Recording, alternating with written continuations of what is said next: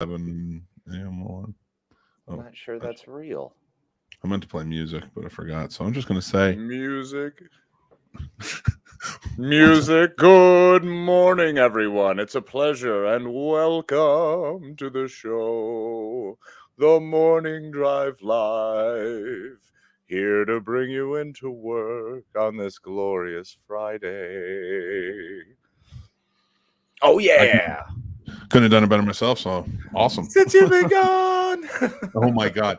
Oh, okay. I'm so glad you brought that back up because I had forgotten again.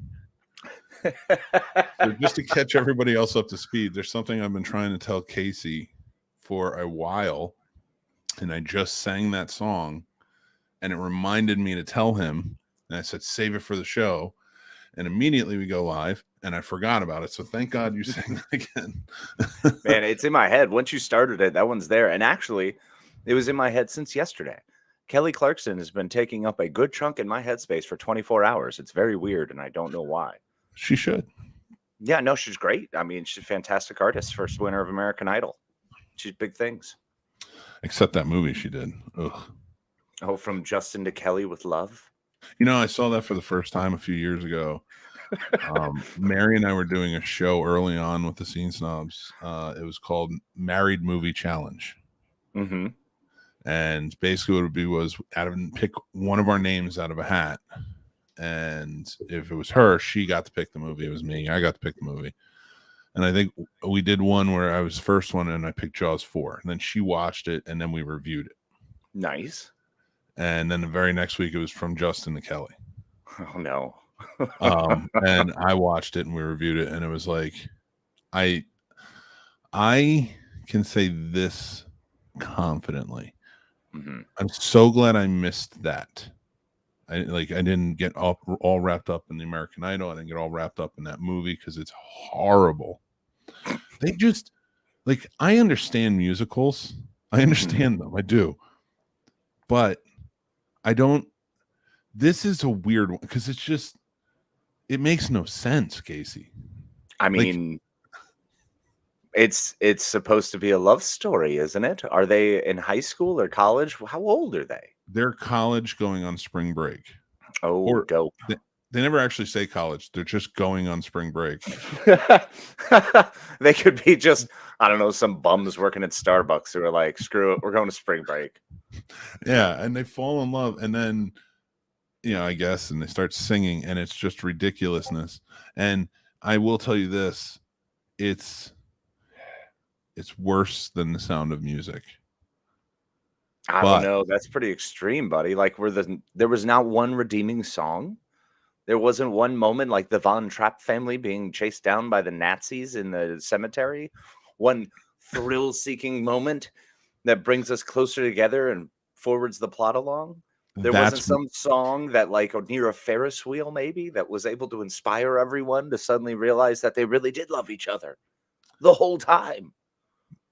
I don't believe them singing that they love each other was so manufactured that by Hollywood and it's just that you can tell at least with The Sound of Music, take all the dumb kids out, take all the dumb Nazis out, you still have two very good actors leading that, Christopher Plummer and Julie Andrews.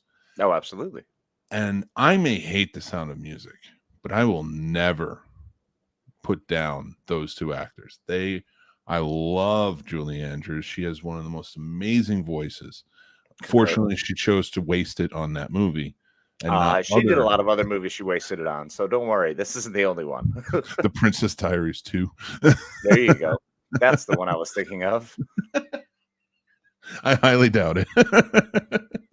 And well, I mean, Christopher Plummer, we can go rave on and on about him all day. Like, I mean, Must Love Dogs was probably one of his tentpole performances. Do not say that because I know you love that movie.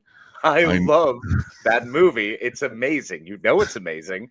And Christopher Plummer has some of the most beautiful, fantastical lines, especially being as poetical as they make him in that show. I will go so far to say that Christopher Plummer was not scripted during that movie. He just wandered around on set giving people beautiful advice about love. That's what I like to think. And then just randomly quoting poetry. That was his penance for hating The Sound of Music as much as he did. He might have hated it more than me. No way, for real?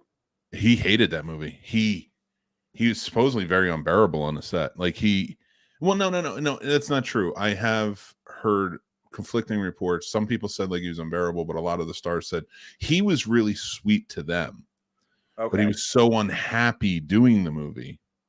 Gotcha. That it just like, but he wasn't like a dick to anyone. No, it's just more of a slog. It's more difficult to get through. I can understand that. Sure. That makes sense. Yeah. And in his older age, because the movie's so huge, he kind of, came around to like, yeah, I understand how everybody loves it. So I've kind of come around on it.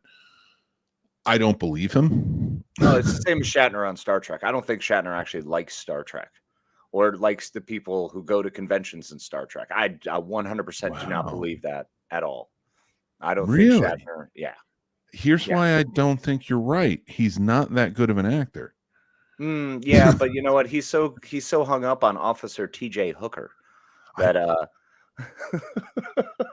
why? Like, why? I've seen T.J. or Hooker. His one-man talk through songs like Rocket Man, like his that amazing hipster album. I get, and I'm not saying that you should be proud of that, and I'm not saying it's good, but I get why maybe for you in your mind it's like I did something new. I brought something different to the table with my cadence and stuff like that.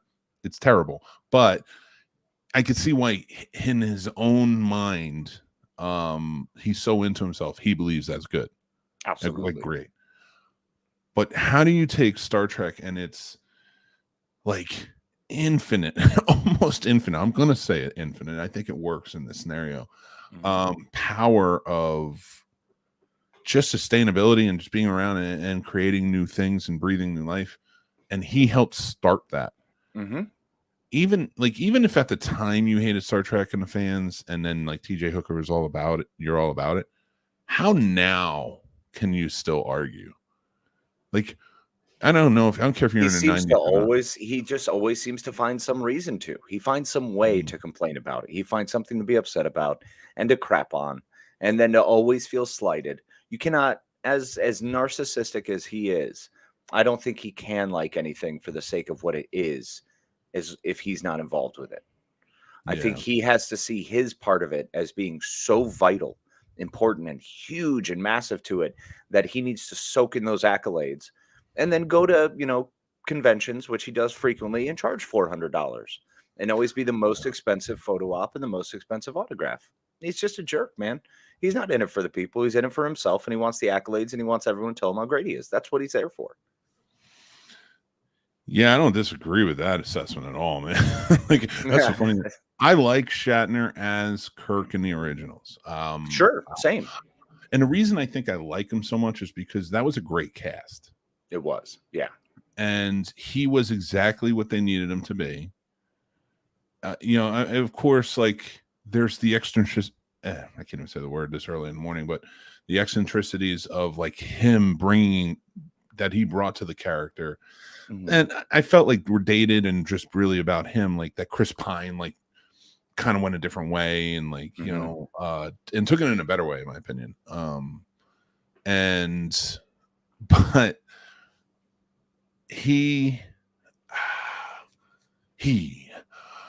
just was the first. And no, I'm kidding. Sorry. Like I'm trying to phrase this properly. The thing is, like, he brought that to that character, but it wasn't the Captain Kirk show. Like Nimoy Spock was a great, like, foil balance. Yeah, like that was a great balance between everyone, like just sort of doing it, and they all brought something so special to it. And I think that's why it's so funny that most of them went on to really be recognized for Star Trek and love. Like you could tell they really loved being. Loved it. They went to a freaking shuttle launch. You know what I'm saying? That there was an Enterprise named, or a space shuttle named Enterprise, and everyone but Kirk showed up. You know what I'm saying? Like, I mean, it's let's be honest here. You have someone, and that cast was very particular because there weren't very multi-dimensional characters. They were almost like archetypes for what that was supposed to be.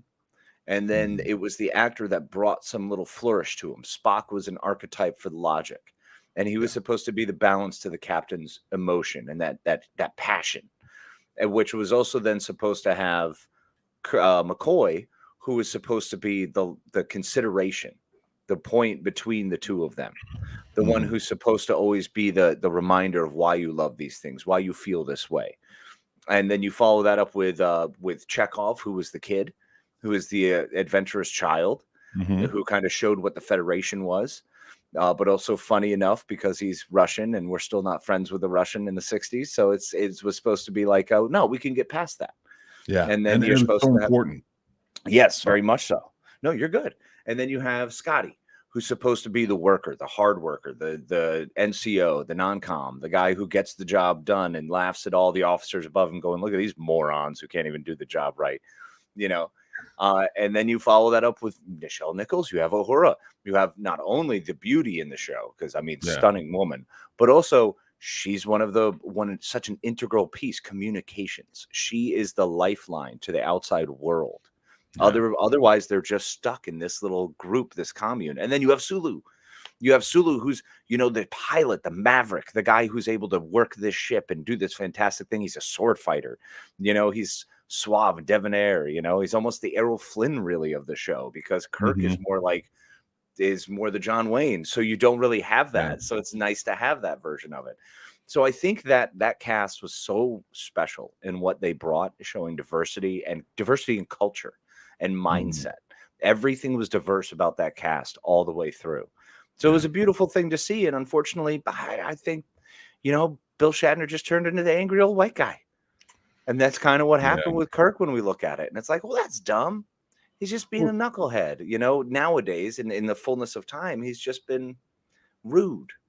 Yeah, and the one of the things but it's not just Star Trek either, because I think a lot of people forget like how integral he was to a lot of very famous episodes of Twilight Zone and Tech Wars.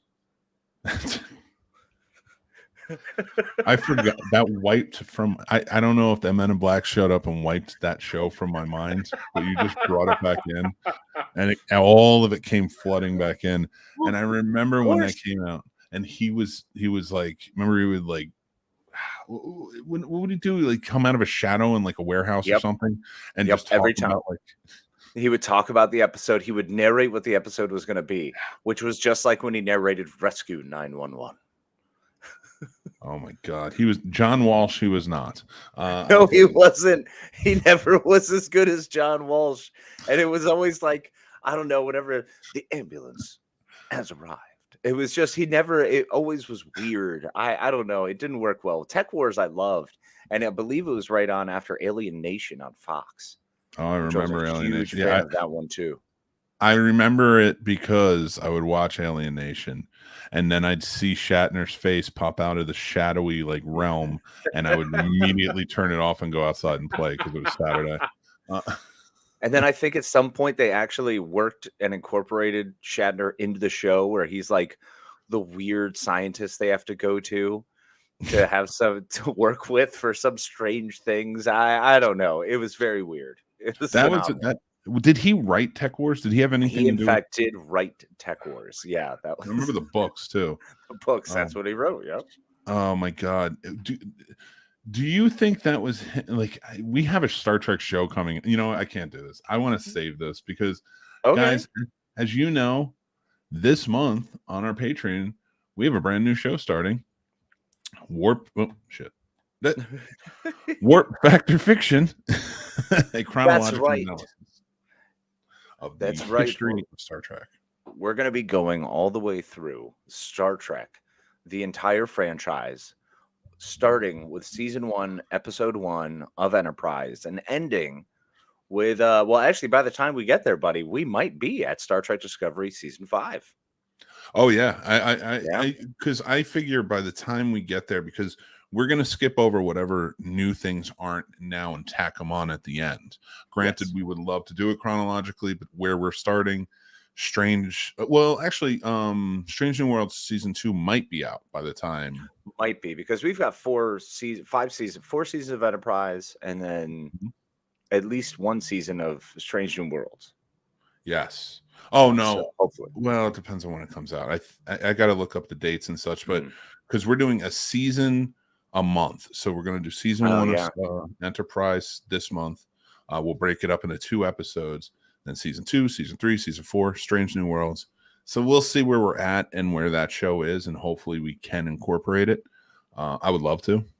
You know? Oh yeah, absolutely. It's one of my favorite shows. It's easily some of my favorite Trek. Yeah. Easily. And once again, it's because they've done exactly what the first cast did. And it gave each character has been a tentpole of an archetype. And they've done it so well, almost going back from the fluidity of the multi-capable human being or whatever alien they have, Spock or whatever it is. And Discovery and everyone is focused so much on the individual and the depth of person and who we are as humans and the human condition, which, we obviously know Next Gen really pushed hard on. Once you're into Shakespeare, it's all over. So that's where they went.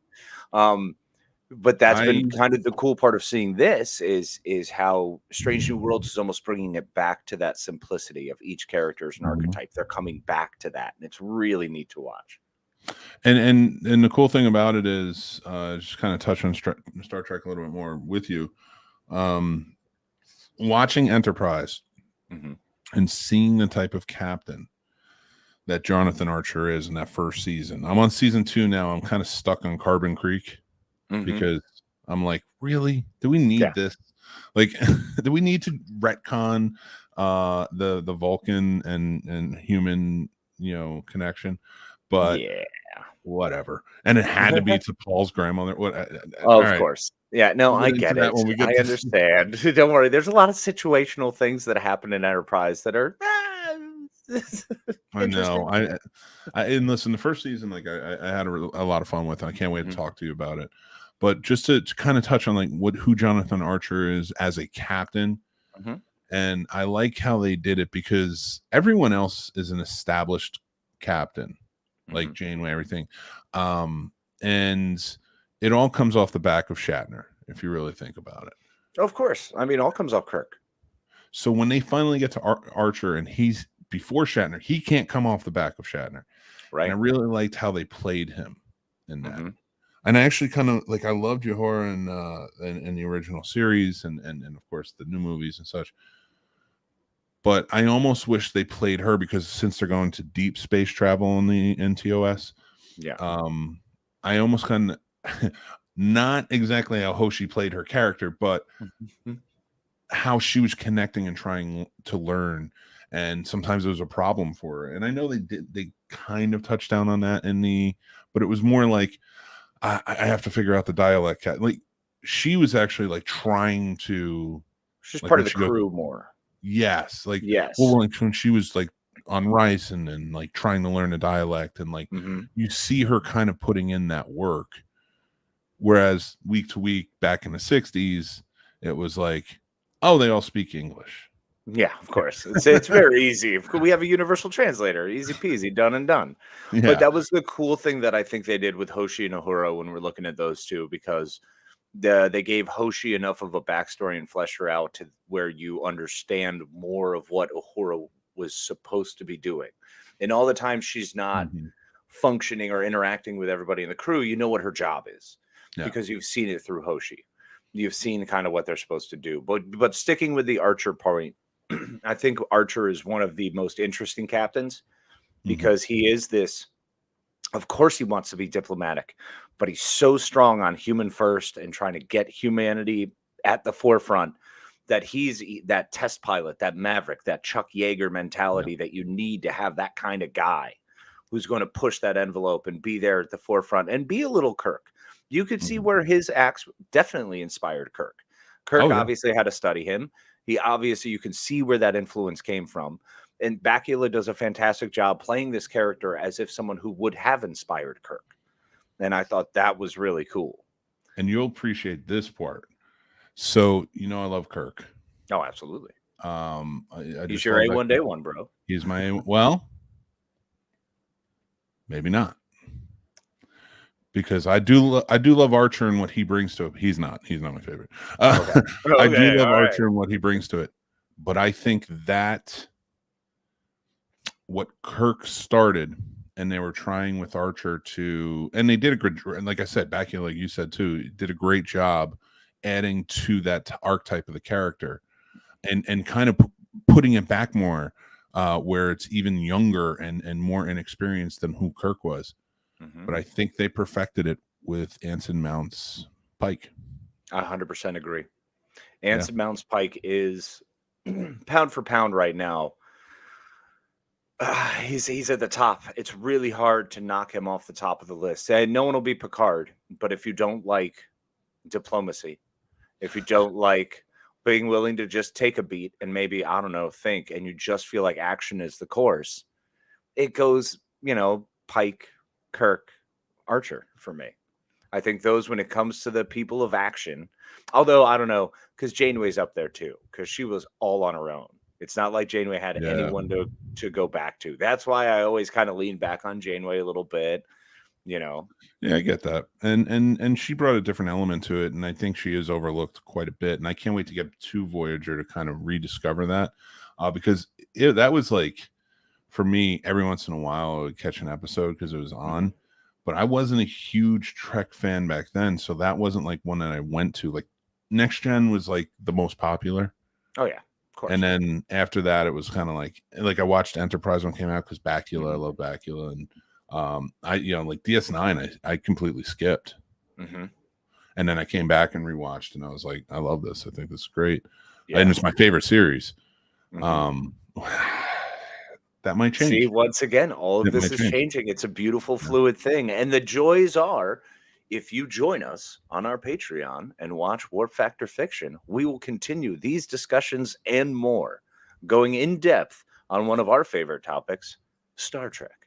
And as you guys can see, we do love talking Star Trek. Oh yeah, and we would just continue talking like this all morning. If I know, and I'm glad you cut it off. But I do want to add one thing, and that is, you said nobody beats Picard, and I'm gonna say, obviously, you haven't seen this last episode.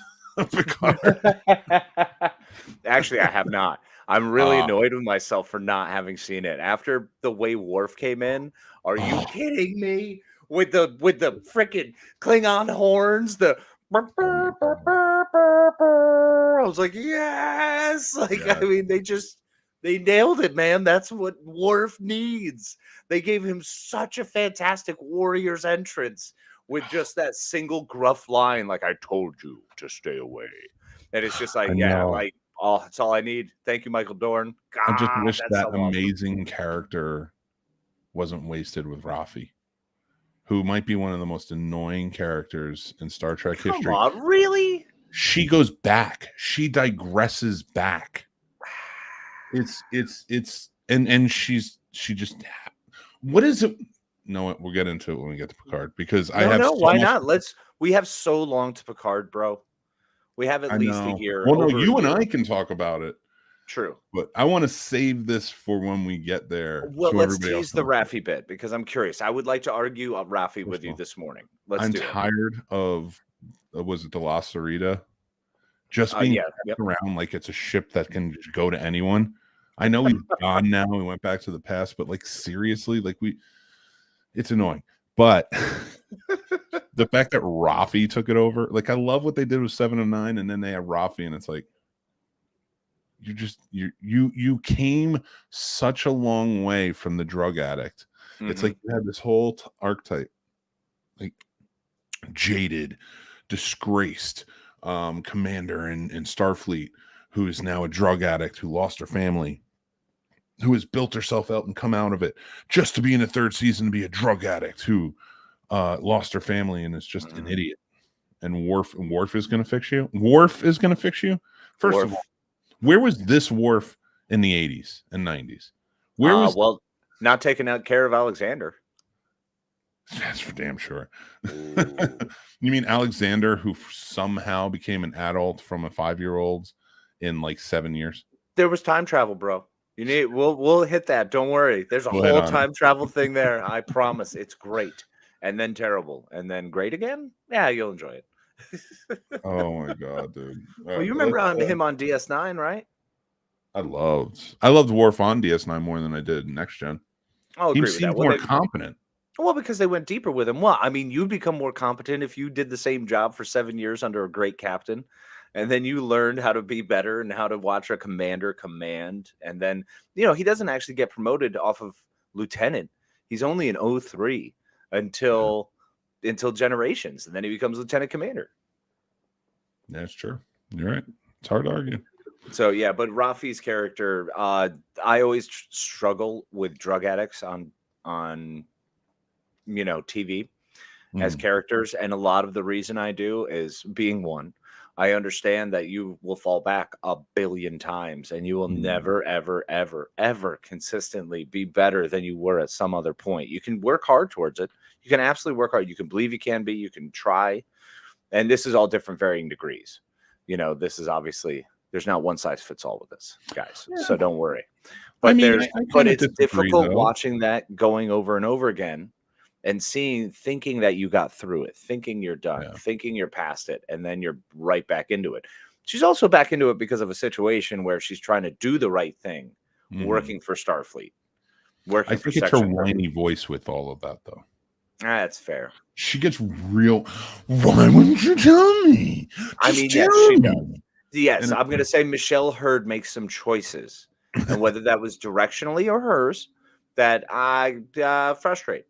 But I want to point out, we've seen Michelle Hurd on other stuff, and she's she's a fine actor. Don't get me wrong. She's incredible. I think she's great. I had a blast in season 1 and 2. Yeah, it's this character, the choices that they're making. I'm like, it's almost like she's a sacrifice character who was put in the lead.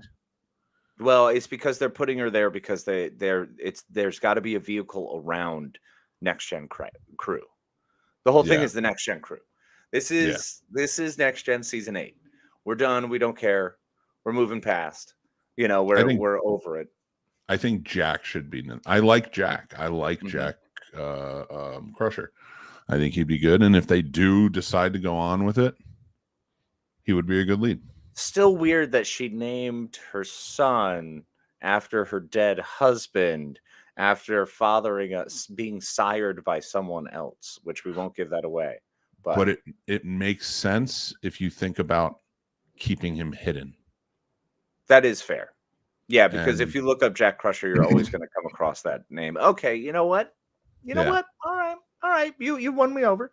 Yep. And it's a good remembrance because their relationship together was brought forth by Jack Crusher and him passing. Look, as long as it's not her trying to hump him and not some weird Medea thing or what Oedipus complex thing going on here, I guess we'll be all right. You just reminded me of something. Yeah, loving older women. Yes, I'm glad you brought that up. So for people who don't know, segue. I need to find a clip where it's just somebody stopping a car and it's just like kind of just keeps going forward and like they're just trying so hard, it's like that hard press on the brake and it just screeches, and then like they turn around, and that is exactly how my segues are. That is the perfect metaphor for my segues. Like, we're going this way now. I know we were going that way. It's different now. Every time you see that meme where it's the two traffic signs, and like you could see the guy like cutting over to get off in the exit, but there's a hand behind you. Oh, thank you, Dude, I want a magic hand to come deliver me coffee. What is this? Where's the magic hand service? It's the giant green hand. The giant green hand came in and gave me another Star Trek reference. That's why we're great to have a show. Check it out on Patreon. So many might not know this, and I'm not going to tell. I told you I'll never tell you the story of how I lost my virginity until on air, until she is at least passed on. I was trying to be so subtle about it, because like just lovingly about it, just like because I have such admiration, but it was Beverly. I know you do, and it's very sweet. Oh my God, it could have been Blazing Bev. It could have been Blazing Bev. I'm leaning more towards Pulaski, but it's cool. You know who Jack Crusher's real dad is? Oh God. Face Daddy. Well, I've always had an older woman. I don't want to say fetish. I don't feel like that's the right word, but like I'm into older women, always have been. My wife is older by a year. So you're always more keyed towards older women. You enjoy there's an elegance and air to a lady with a little more knowledge, a little more wisdom under her belt. Yeah, well, like we're most men from like early on to our age are like younger women. Yeah, all right. Like you can like every time I look at a woman, you can hear a cougar growl. Meanwhile, I'm over here like, man, give me Judi Dench. I wonder what Vanessa Redgrave is up to tonight. I said older women, not coffins, Casey. let me see it. Let me try to hit. I wonder if Maggie Smith is busy. Let me see what she's up to. Oh my God. That was terrible. Don't say that again. Everyone else watched the Golden Girls for the three younger ladies. And meanwhile, I'm over here like, well, hello, Sophia. Tell me, would you like to go play bingo? Here's, you know what? That's John says, and I want to say hey to Sturdy too. We will get to your comments in just a second. Hi guys. Good morning, Sturdy. Good morning, John. Love you, boys. This is topical. Mick definitely enjoys watching the Golden Girls. All right, here's the thing. So every time I say here's the thing, it's gonna be a thing. No, it's gonna be a thing. Excited for the thing. I did like watching the Golden Girls, so shut up. But I don't know what it was. See, like it wasn't. Well, yeah, I guess it was. They were around the same. I don't want to give away too much. So it was Blanche. It was clearly Blanche. She was sexual. Yep. She was talking about being sexual. Yep. We were both 12, 13, 14, learning about our druthers and ourselves and going, oh, that's kind of nice. I would like the idea of a woman kissing my face. That sounds pretty good. And then, I don't know, then for me, for you, you know, it probably went, I always felt like I had to be Rose. So I always more wanted to be Rose, but definitely was a Dorothy, you know, if you get me. But it wasn't until I started really hammering down to Estelle Getty when I was really knuckle dusting the old Quad Kids and just having a good time. Oh man, just fire! No, of course I wasn't. Stop or my mom or shoot really got into your. Oh man, I was all about it. I was like, get over here, blue hair.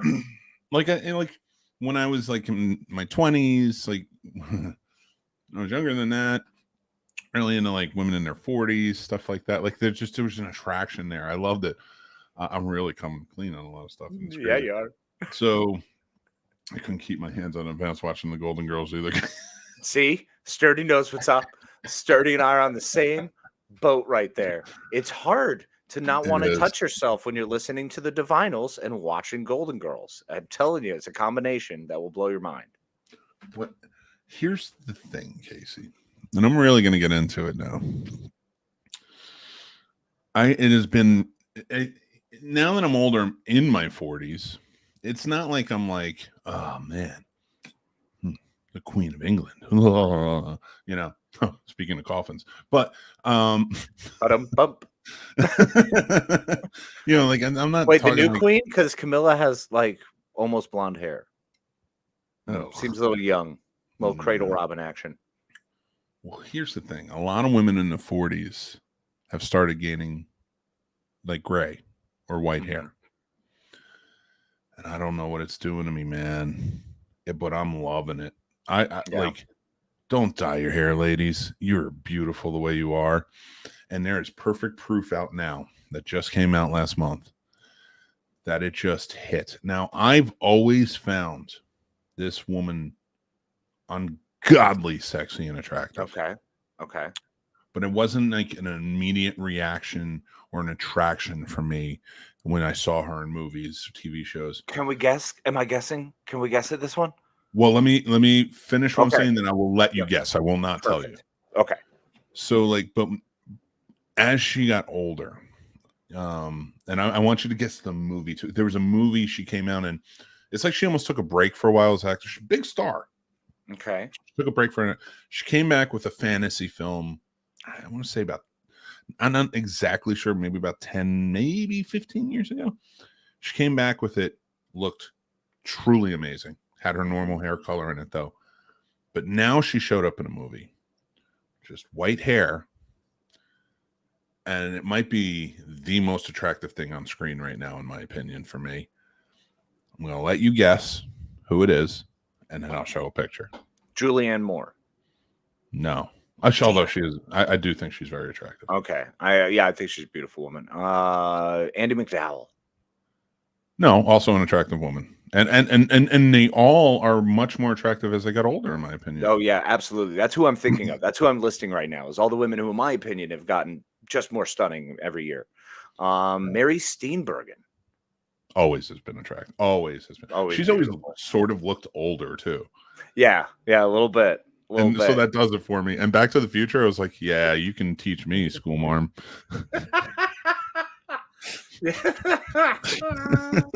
Oh my gosh. Do you give up or you want one more guess? No, I want one more because I think about it. I said last month came into the forefront, took a break from acting for a while,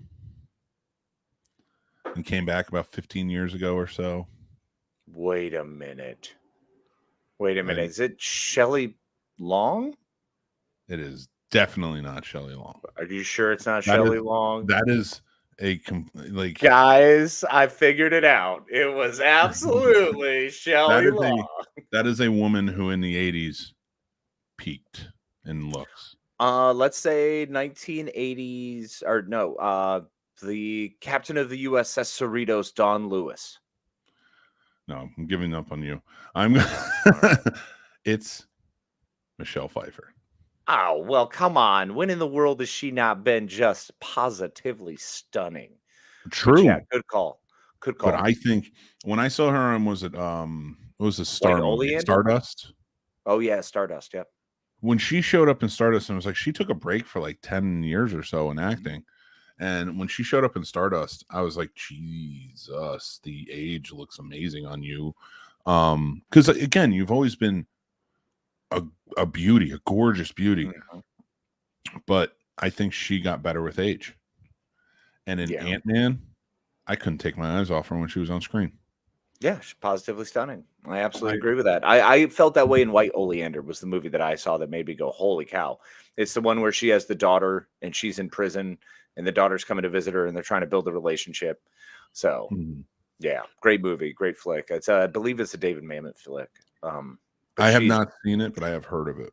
Yeah, good movie. But yeah, I agree, man. That's a good pick. You know who else is up there for me still? Rebecca De Mornay. I saw her not so long ago, and I was like, "What up, girl?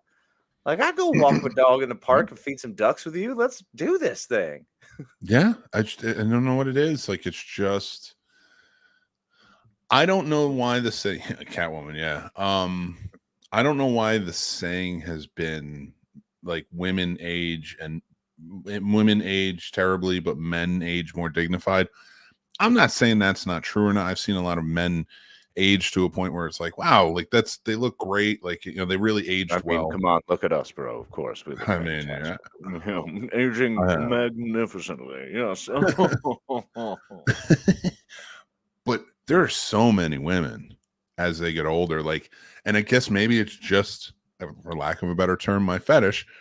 But like, whereas a lot of men are like, man, she got old. And it's your kink. It doesn't have to be a fetish. It's your kink. A fetish is sort of a fetish is maybe if you want to whoop them, or if you want them to whip you, that's your fetish. But your kink is just, you prefer older women. You find them more attractive. There's nothing wrong with that.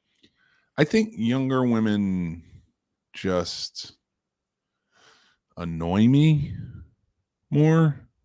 The more I get away from those ages, which of course are always legal, because I don't know how anybody's attracted to children.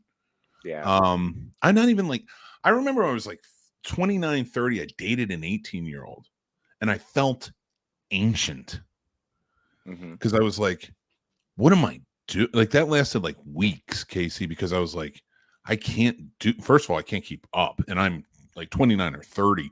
Can you imagine at 41 trying to keep up with that?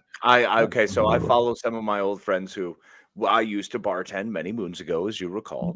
I was pretty decent in that industry, I made some friends, some fun, and some money, and then some of them are still there. Some of them are still doing it, and some of those that are still there are still dating some of the new blood that is coming in, those 21 to 24-year-olds. And I'm just like, I don't know how. I just don't understand it. Like, I can't. So it's people's concerns, it's what's important as you get older, and it's fascinating to see all of that change. And there's different ebbs and flows. And I do look, I'm not saying age is just a number. There are going to be people out there who are much more mature for their age, and there are going to be people who are far more immature for their age. It's welcome to the reality. No problem. I'm not here judging or putting anyone down for who you are, what you love, and what you like. For me, I can't wrap my head around it, because that's not my aims, my goals anymore. So I'm much like you, man. I've always preferred older women. Well, you're an old soul. Yeah, no, I'm basically like, I popped out 84. I was complaining about the noise and the weather and why weren't we playing chess at like 7 months. So Casey was born Carl from Up. It's so true. It's so true, man. If I could sit on my front porch in a rocking chair with a checkers board on a pickle barrel, just hanging with my lady, I would have. That's the dream, bro. That's it. That's all I want. Listen, I mean, we can make it happen with the lady, but at the same time, like, I'll sit on a porch with you, the checkerboard on the barrel. Done. That's an easy life, man. That's all I want. That's where we should start broadcasting from. I actually had an idea for that over the summer. If we got a fire pit for the backyard. Oh yeah. And maybe brought out some stuff and had like evenings with us. Evenings with the snobs. I thought that would have been like kind of a fun summery thing. You can't do it during the winter. Yeah. It's too cold. Okay, I'm also going to throw something else out there. Sorry, because I'm on a roll with this older women thing. Older women are more comfortable telling you what they want and then getting it. And I am all about that. I can't play games. I don't like BS. Yeah. I'm a very slow, stupid person. We made that TikTok video not so long ago that, if you're going to shoot your shot, now's the time, but throw it at my face. Like, aim here. Yes. You have to tell me. You have to let me know things. I'm not an intelligent man. I have knowledge, not intelligence. And Casey can attest that, and I will not give ages, numbers, I will not give names, anything like that. I will not tell the story. But I think I agree with you on that. I think I like that too. I know I like that too, because that's how I came into my sexual prowess, my sexual nature. Your awakening. At my awakening, my very early age. Because she was much older than me and I was a teenager. And she taught me everything I need to be doing. Mm-hmm. And then when she was done, I mean, years later, she was like, go out into the world. Go forth and propagate, child. You will be well equipped for all future things. Well, I mean, I was that same way. Even so, with my whole first sexual experience, I was all excited because that's why I did the research. I was so afraid of screwing it up. I'm always nervous about messing it up and making it not fun for the person who's, for lack of a better term, offering me an opportunity to be with them. Because, I mean, look at this guy. I should be grateful for anyone who lets me do anything ever. So I was going through Men's Health, and I was just reading. I found the 8 top erogenous zones, and I figured out how to map that shit. And then, you ask the older women, hey, do you like this? What is this? Is this a thing? Do you enjoy this? Tell me what you like. Sometimes, I mean, it's very seldom you're going to be like, hey, have you tried this? And they're like, what is that? Like, I like someone who's like, oh, no, but you should try this version of it. And it's like, what? Yep. Page 47 of the Kama Sutra? Let's do this.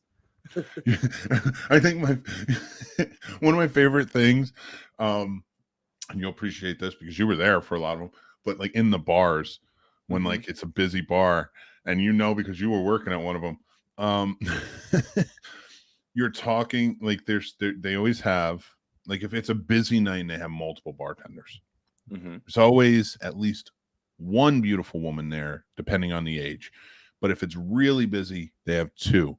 And maybe a couple of guy bartenders as well for the women.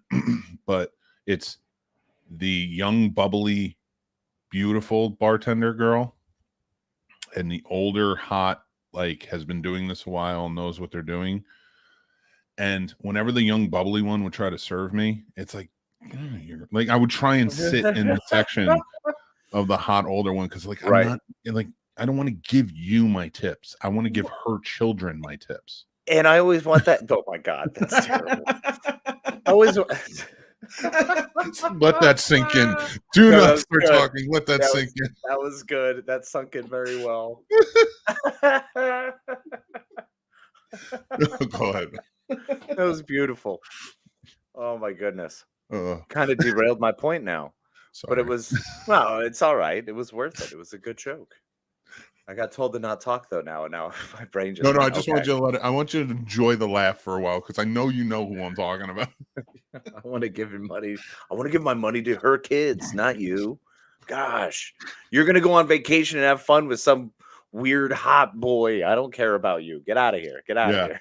Move it along. Oh my God. Give me the grumpy, angry one who's gonna I don't know, insult me. I was always a fan of that. Yeah, you're gonna tell me how terrible I am? Yeah, do it. That's right. I am a dirty boy. Yeah. And I'm stupid too. Come on, bring it on. Let's go. Oh my God, dude. And he is single, ladies, because I know a lot of women who can hear that, somebody say that and be like, game on. Because that is a thing for women, especially older women. Because when they're wry and intelligent about it, it's fun. I mean, don't be mean. Don't be a dick. Otherwise, I'll just turn around and be a dick back, and then nobody has fun. But if you're being like fun and insulting and playful and like, but also sultry, like that's a big thing. Also, that's a big thing. I've never found a younger woman who can play sultry as well as an older woman who just nails it. I've never met a younger woman who can do anything right. No, I'm just kidding. Well, that's being not an ageist compared to the older women. The older that's being an ageist, and that's rude. And we're not ageist. That's a reverse ageist, and I don't care. So I'm sorry, you're 18. You're stupid. Leave me alone. I was stupid at 18 too. It's not like I'm removing myself from that. I'm pretty sure we're still stupid. Oh, I mean, I didn't say I wasn't. Okay. I'm saying. Oh, you mean like young women aren't stupid anymore? Young and inexperienced and stupid. Yeah, I was a child until I was 25, and even then, I still didn't get it. you got out of being a child much younger than me, but I was stupid for a lot longer than that. Still a child in the military. Still a child through that whole segment of my life. My God. And then turned around. And then it wasn't until like the last year of bartending into adulthood. Yeah, I wasn't an adult until I was 30, man. Now that I'm on the verge of 40, I'm days away from 40. I'm 14. No. 14 days away from 40. Oh my God. Kathleen's not 18 though. There's a difference. And like I'm not putting like if I was single at 40, 41 and like I was out dating and like a 28-year-old woman were to hit on me or I would, I met and I was attracted to her and we started dating. That's fine. Like still younger, it's not really my thing, but there's like Casey's saying, like I feel like anything over 25, man, woman, anything in between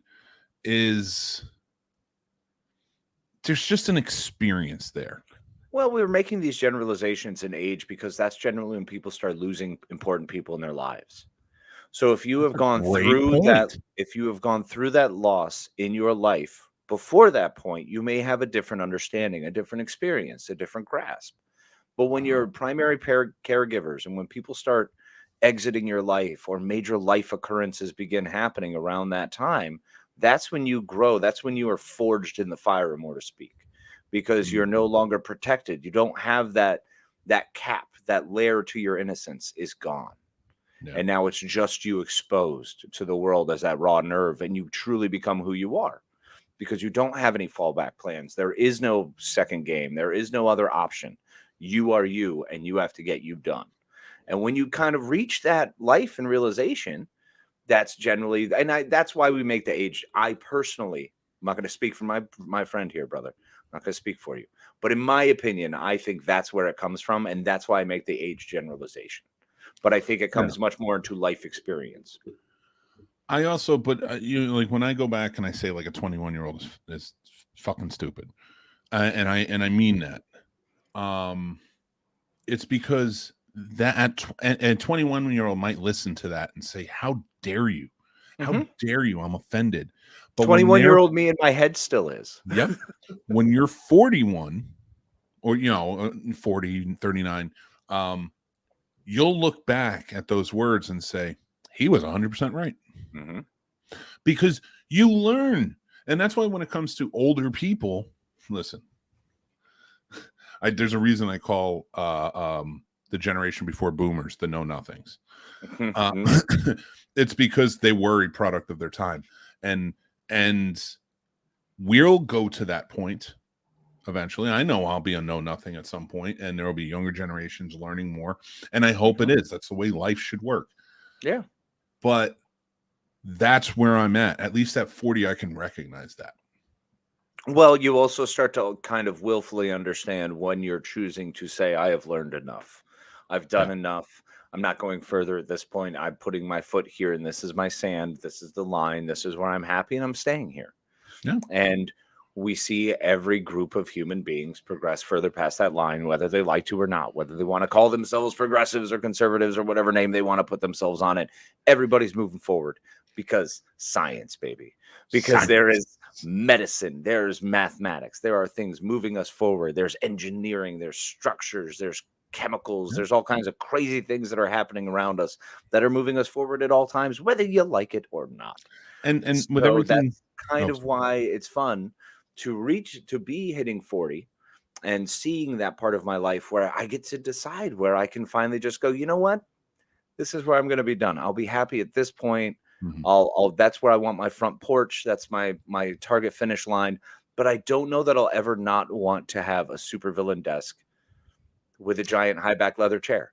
It's got to be a part of my life. That is absolutely having a study where I can invite people in with 2 uncomfortable green leather bound chairs. Oh my God, that are sunken in so they're lower than you. Absolutely.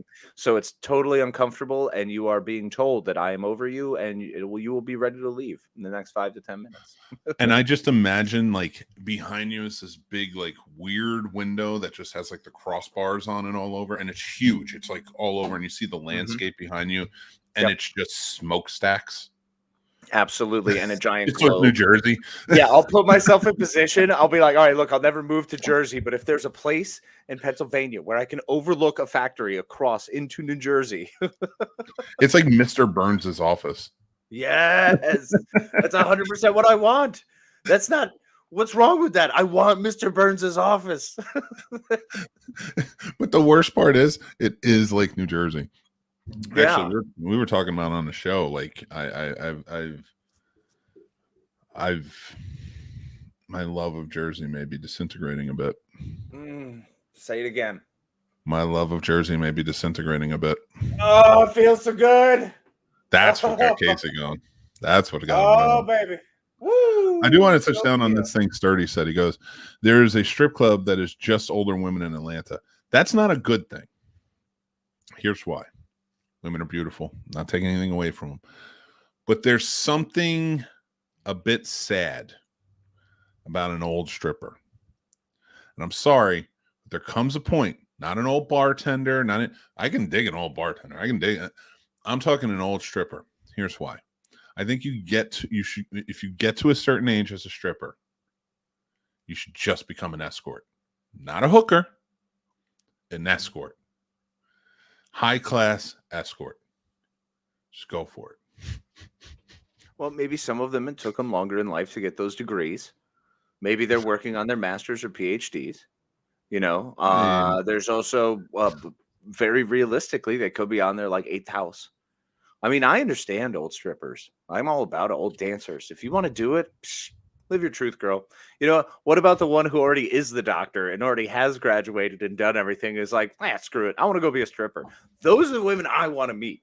Those are, in fact, you know what, Sturdy? You've opened my eyes to something I was completely unaware of. I was going to ride the train with Mick for a minute, and then all of a sudden I went, wait a minute. There's something to be seen here. I bet you there's a freedom. There's a Waxana Troy thing going on with them that I'm here for. I'm down for all bodies. See, you see it. Now you know. Baby. Now you know, bro.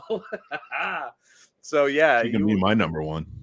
I am there all day. That is what is up. We also, real quick, want to say hi to Dale. Hi, What's up, good Dale? morning, my friend. And Top good of the morning, morning. Jason. It's good to see you, buddy. Hey. Oh, yeah. Dude. Oh, we started this whole thing talking before we went on the air that I had something to tell you. You kicked the show off, reminding me. And now we're going in hour 2, and I still haven't told you. There we go.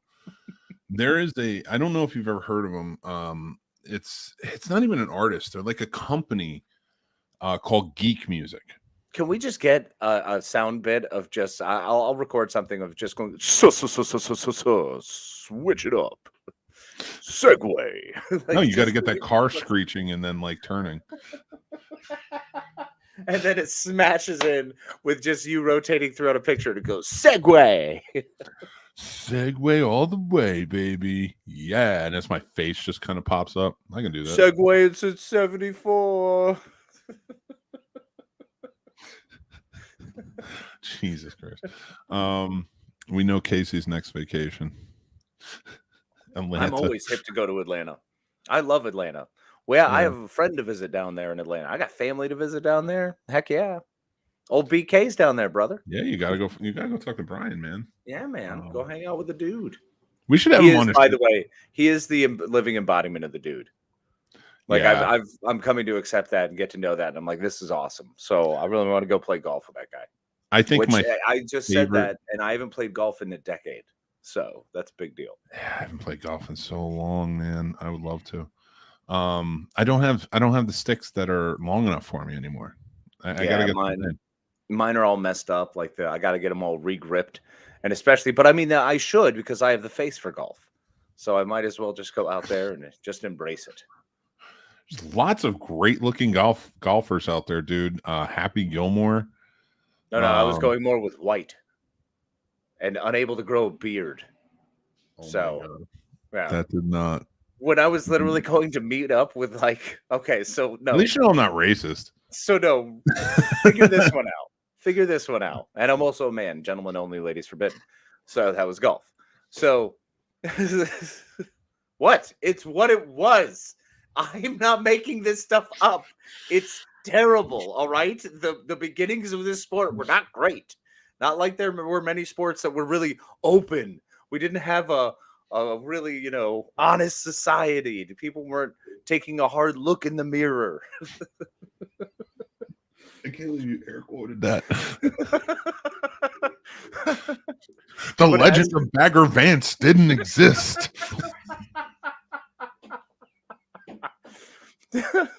See, you get it. You understand. Yeah, do I understand it's the greatest movie of all time? Yes. I'm going to hang out with my buddies. I'm in high school. My friends are in college. In fact, one of them is going to the Naval Academy. We're going down and visiting their friend. We're friends of the family, so we're going down to visit his family. And he and his friend are like, hey, we're going to go hang out with these girls we graduated with.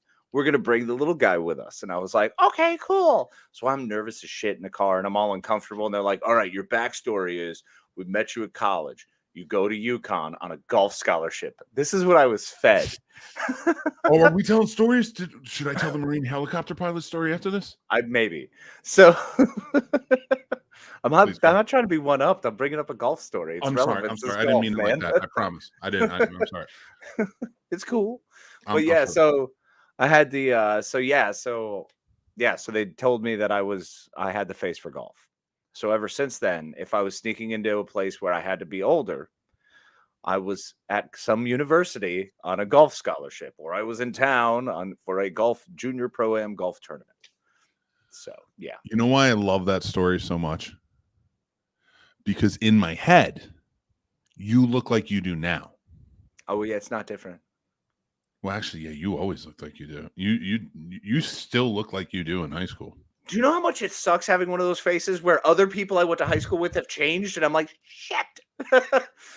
As a guy who changed since high school, guess what, Casey? It doesn't feel that bad to me. I wish I was back there. Like my face has but you became better looking expanded since I was in high school. You became better looking. On the other hand, you're able to adorn it with a beautiful beard. You fantastic looking man. Whereas I still look like the same face that got dumped or told that I was marriage material, not dating material. So don't worry. It's not exactly great seeing the same face every freaking day. Like, because one bitch told you that? No, that's not There were fair. multiple. One, bro, if it had been one, I wouldn't complain about it. It became like a freaking chorus to my dating life. That's because those women don't understand that the marriage material is better. Is that what it is? Yeah, I guess. I don't know. Well, I'm pretty sure they're just trying to let me down easy, but that's cool. No, they're idiots. I maintain sure they were just like, nah, you're fine. You're a fun guy. No, those women were stupid and they can eat a dick. Not yours, because yours is marriage material. they can eat some dating dick. They're clearly all about that dating dick. That's what they're looking for. And I'm telling you this now. I am sorry if I felt like I was trying to one up your story with them. It's just, you know what it was? You were saying that and it popped in my head. It's a funny story. Yeah, you've heard it. But I'm gonna save it. And I'm gonna feel like you've told it. I'm pretty sure we were drunk and you told it. Oh yeah. Oh, but definitely not on the show. And I'm gonna save it for your birthday, which is the same day as St. Patrick's Day, which is what it's from. So yeah. Yep. So I'll save it. It's only a few weeks away. Yep. And it's, oh my God, I'm not going to, but part of me wants to invite AJ on to tell the story. Why not? It's great. He's funny for that, and then immediately kick him out. I would have to immediately kick him out. I love AJ to death, but he just no, I would. It wouldn't even be, man. We wouldn't even say goodbye. It would be like, no, oh yeah, can't. We'd all laugh. You can't, and then because I want to say goodbye to him and talk to him because he's funny. He gets on a roll telling stories, but boy, he can be brutal. Oh my God. And it'll come out of when you're not ready. Like that's the thing that's messed up. He'll say something and you're like, oh. He is. We used to call him back in the day because he was so good at it. Call him, but we used to do this thing. We used to call the AJ Kimball head to toe. The head to toe. And that's Isn't where that a Sheena Easton song? Head to toe. It might be. Yeah, it's a good one. I have a love-hate relationship with Sheena Easton. Understandable. But in a good way. Not really. But so AJ was so good at insulting people that if somebody went too far or somebody did something, you would say, AJ, he needs a head to toe. And from head to toe, he would insult everything about you. Yeah, I've experienced that. It was like Abed in Community when they find out that he has the power to destroy people. Yeah. But meaning it. Like Abed didn't mean it in the show. He was just doing it because he thought that's what you do. AJ meant it. He was visceral with it. He made many people cry. Yeah. It was actually funny because my son, who, happy birthday, by the way, he's 11 today, Tommy. Happy birthday, Tommy! He was holding a butter knife and he was putting some peanut butter on bread yesterday, and he goes, what if I come after you? And I'm like, it's not like I've not been stabbed before. and like it's such an odd thing to say for normal human beings, but it's he's just like, what? Like he's shocked now. He's like, you've been stabbed? And I'm like, yeah. He's like, who stabbed you? I was like, my brother. And like, but I said it so nonchalant. Like, and he was so like befuddled, like, your brother stabbed you? I was like, yeah, he's tried to stab me multiple times. He only got me once, and it was only a little bit. And and he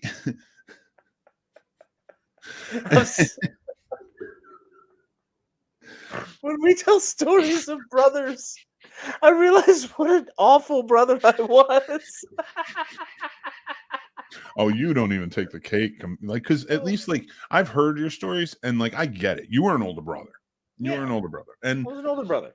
But I had two older brothers that they're half brothers, so they were really mad that our dad was with my mom. Mm-hmm. And my childhood, and they'll say it too, my childhood felt that. Mm-hmm. So there were lots of things they did. I got a funny story for you. I'm playing baseball with a bunch of friends, and AJ is pitching, and I'm not bad at this point. And I can't remember the girl's name. She was a good friend, and at the time, like, we were young. I was 15, 16 at the time. And she was walking up. She was like one of the hot chicks in town. Like, I wasn't dating her or anything or hooking up or anything. But like, of course, like, she was like, wow, like, you get a chance to talk to her, you stop and talk to her. So we're on the, I leave I leave home plate and I go over by the fence and I'm talking to her. Oh, cool. I'm like, yeah, I'm about to go blah, blah, blah, knock it out of the park. Stupid stuff. And I'm taking a little too long. And AJ's on the mound. And we're playing with a tennis ball at this point, because I don't think we had a baseball. So thankfully, in this point, we're playing with a tennis ball because he threw it at my back to wake me up and be like, get up to bat. So, but I was like 15, so I was like, I felt embarrassed by that because he did it right in front of her. Yeah. So I took the bat and I threw it like a baseball at him. And the only thing he could think to do was turn around, and it just hit him in the back, and the butt of the bat hit him in the back of the head. Oh my God. And if you think I was embarrassed because he pegged me with a ball, he chased me around till he caught me and then just was beating on me while sitting on my chest in front of her and my friends. And I was like at the time, I didn't think I deserved it. Now I'm like, yeah, I definitely deserve that. Yeah. But at the time, I'm like, how dare you? I had a shot. No, I didn't. Did you do that? It was my opportunity. Yeah. Said every 13-year-old boy ever. Dude. And so, yeah, there was many a nights where it was kind of like that all the way into adulthood. So, needless to say, I stopped drinking with AJ for a while. Yeah, that's a bit problematic. What's up, David? Thanks for joining in, David.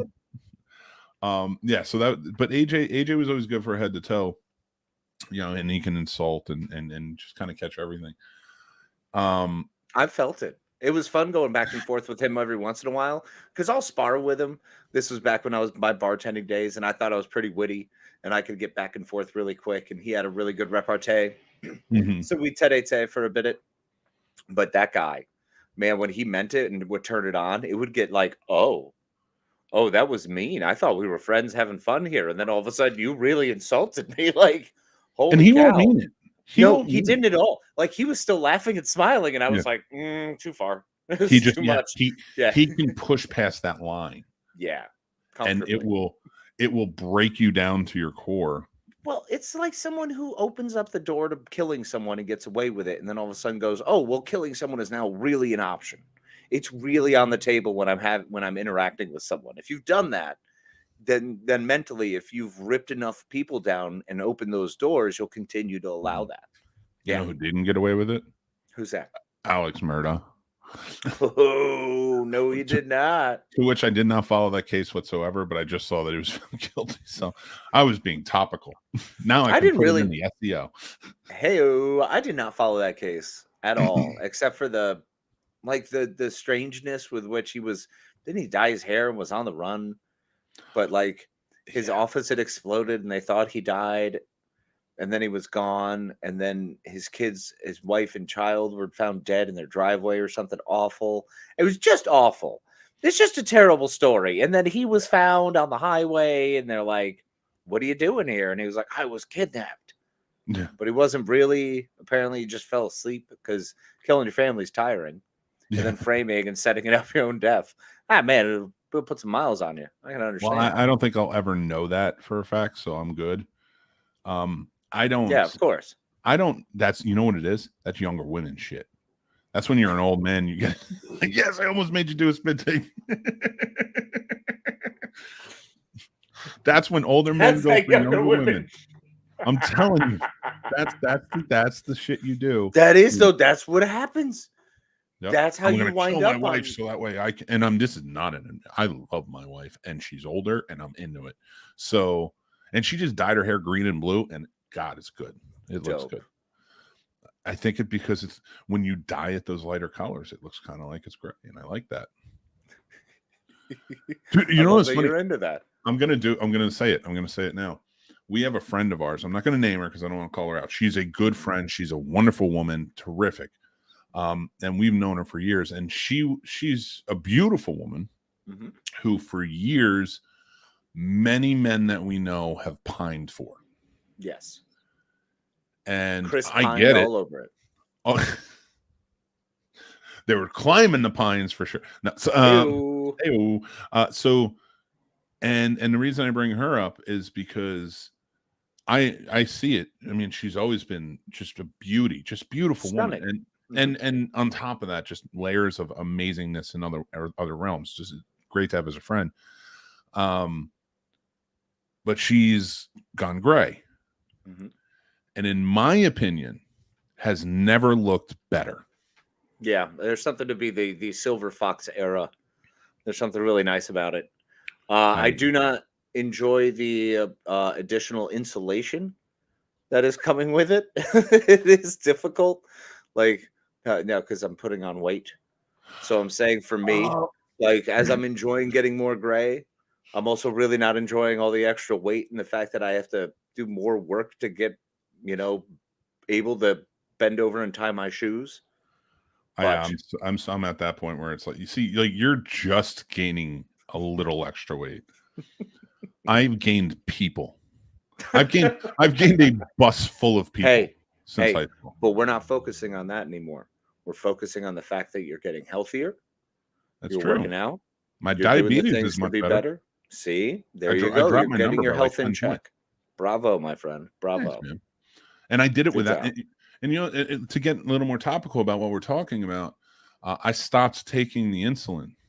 I stopped taking all that medication because it was making me sick. Yeah. And also because Eli Lilly, their medication was always broken. Right. Was always, and they like, it was always a hurdle to jump through to try and take that medication. And, or to get a replacement when it was broken and such, because it's a needle, so like you can't just if it's popped out already or something, you can't use it.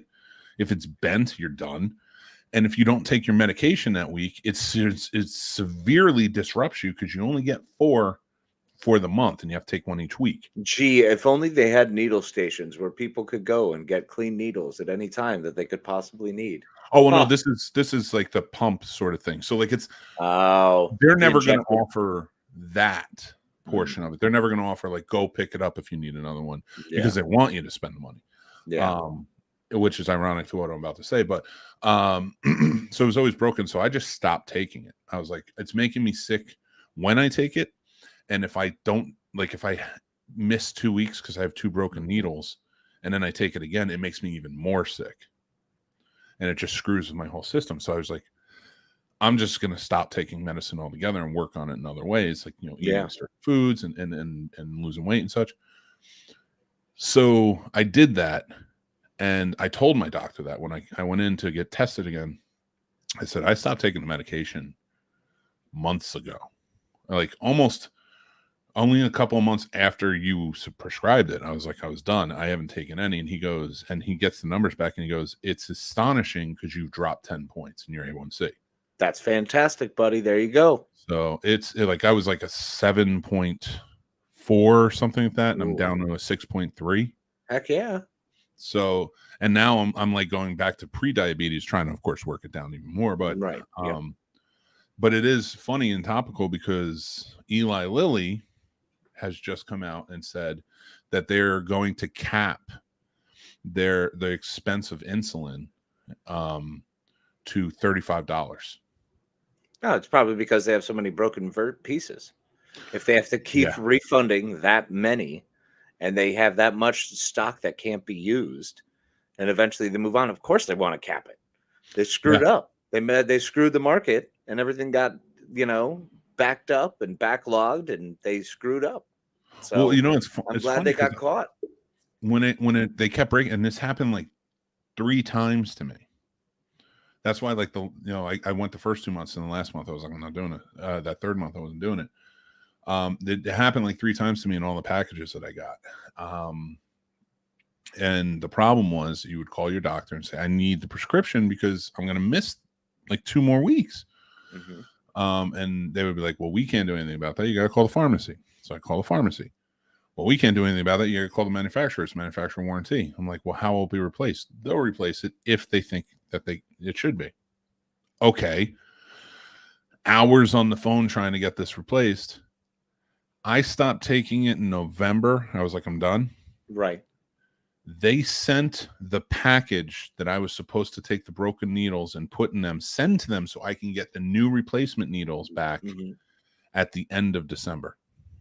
Jeez, this literally sounds like a Groucho Marx like vaudeville skit. Like, it sounds like, gee, we're gonna go to the doctor and we're gonna tell them this whole thing. All right, we got the whole bit, we got it all set, and we're gonna set it up, and then we're gonna go down to the station and we're gonna go tell the station guy, hey, this is what we need you to do. We need you to break 4 needles. And then we're going to go over to the clerk, and we're going to let the clerk know, hey, we need you to ship these 4 needles. Then we'll go to the postman, and we're going to tell the postman, hey, we need you to deliver these 4 needles. Like, it's...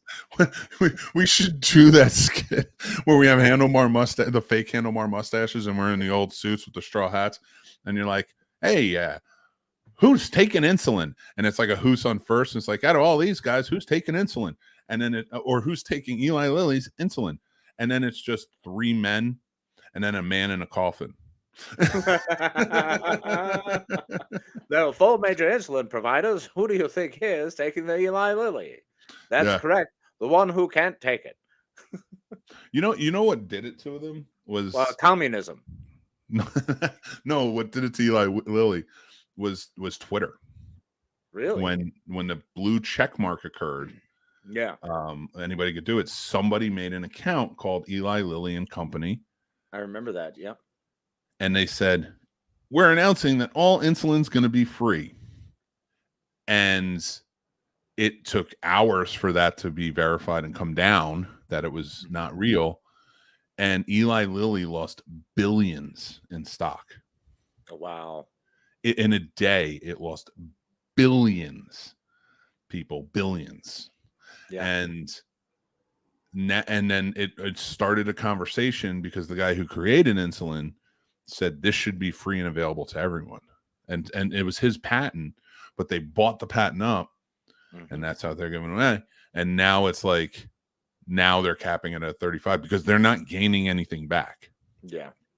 And I will tell you, I'm not saying don't go on the medicine. I'm just one person who did it. But if there are alternative methods that are healthier to you, I think it would be healthier to do them than the medicine. That is just me personally. I'm not a doctor. Do not take my advice, but I don't trust the health system. So, I don't trust medicine. So I just, don't take anything. I just like I tried the Bob Marley aspect.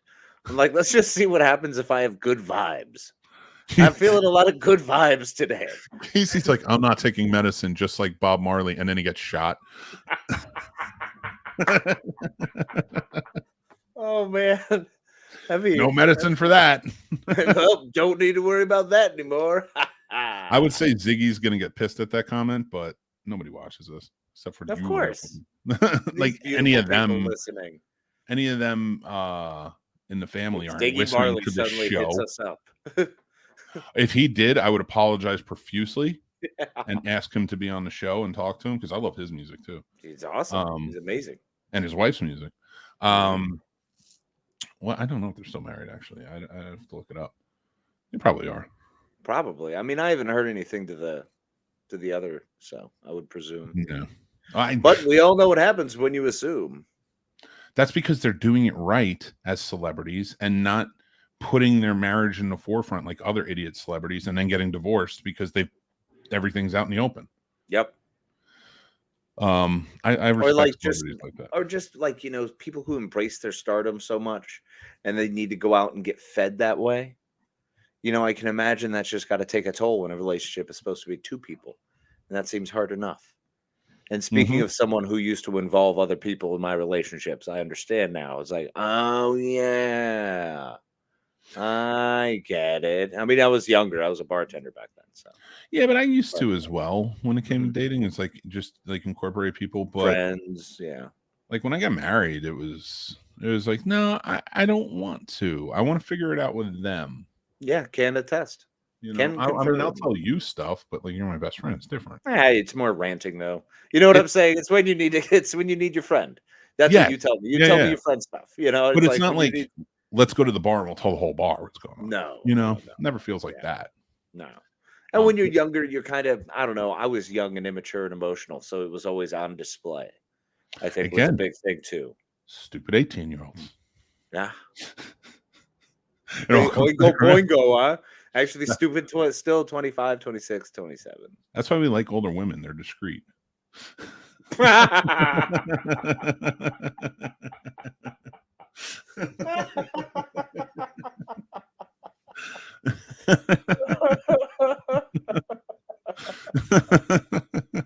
Hey, no matter what, at the end of the day, I'm just grateful.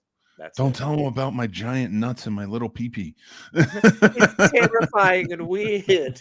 Please don't tell anyone about it. It's so strange looking. Don't tell them about how my small penis is lost in the oasis of my gigantic nuts. Yeah, it's terrifying. I call it the angry yak. It's very weird.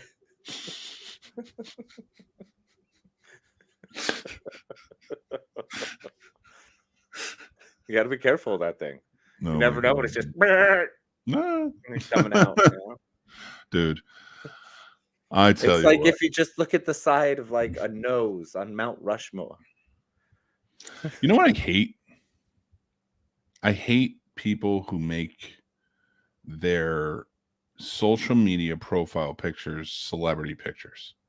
Yeah. Oh my gosh, that's so weird. I was having a thought about this 2 days ago because I was cruising through, as I do, on the old socials. And I was looking and I was like, I'm pretty sure that's Ryan Reynolds. I don't think that's the person who this is supposed to represent. Like, I'm not comfortable with the misrepresentation of another face. Animation of you, okay. That's cool. It's still of you. Caricatures, all right. Go ahead. That's cool. If you did a challenge, if it was a big hot thing to be like, you know, celebrities who you look like, okay, you're going to do it for 24 hours, do a temporary one? Sure. You know what? Go nuts. I'm okay with that. I'm okay with that. It still feels weird. It still feels weird. It does. Well, I mean, not all of them. I hope you're not changing your LinkedIn to profile to look like, I don't know, Joe Pantaleone. Then it's a problem. Sturdy did it when DMX died. See, it's weird. But I mean, listen. If you're going to temporarily do it, I don't think it is. Hi, David, by the way. Yeah. Oh, we didn't say hi to David? I thought we did. I don't think Hey, David. How you doing, buddy? And he says, other than that, I'm good. Like, so today somebody friend requested me and they have their picture is Peter Falk. Okay. I'm like, that dude died in 2011. Yeah. But it could be it's Peter not Falk. An homage. What are you doing? Maybe he faked his death. No, it's definitely not Peter. No, he did not. Because he would be like 9,000 now. Oh my gosh, I just figured out what I'm going to do. I'm going to change my profile pic to Dick Van Dyke just to screw with you. You know what? If you do that, that's going to jinx him. He's going to die. No. Everyone back off Dick Van Dyke. Yep. 93-year-old wonder. Look at it. Almost 100%. Almost. I'm not saying 100%, but almost 100% of the profile pictures that people put up where it's celebrities and they're not in it. Yeah. They're all dead. Or they're all gonna die. My God, you're right. Almost 100% are gonna die. Almost. Why is it? What? Almost. 9 out of 10 people are gonna die, Casey. Today. This is some outrageous quality. Oh my God. In Australia, 9 out of 10 people will die today. Dick Van Legends, as Dale. Yeah, he is. That's right, Dale. I love Dick Van Dyke. I think he's great. I mean, I've modeled most of my life and dancing after him, so I feel like it's been pretty good. That's fair. That's the way to do it too. Yeah. I have modeled my comedy after him, which is to say, I trip over a lot of shit. You do fall into things and around things, and walls are difficult. Somehow you still manage to miss door frames on occasion. That's fascinating. Not easily. Like it's tough. I like, you know what the funny part is? I don't think about this. No, of course not. And sometimes I am too tall for a door. Yeah. I think about first and foremost, I think about my shoulders, because my shoulders are so broad. I can't fit through a door. Most doors, like that door, I can't fit walking straight through. Valid. Not because of my belly or anything else. It's my shoulders that get stuck. Mm-hmm.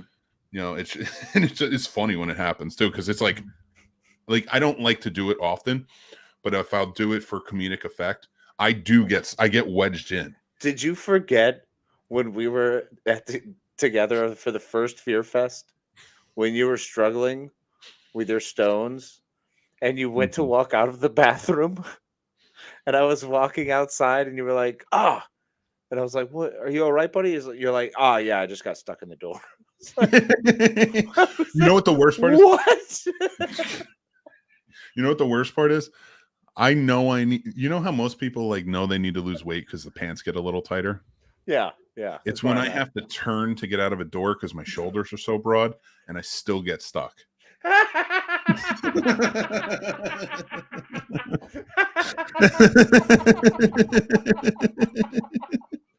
Watching you come in is rotating a large piece of furniture.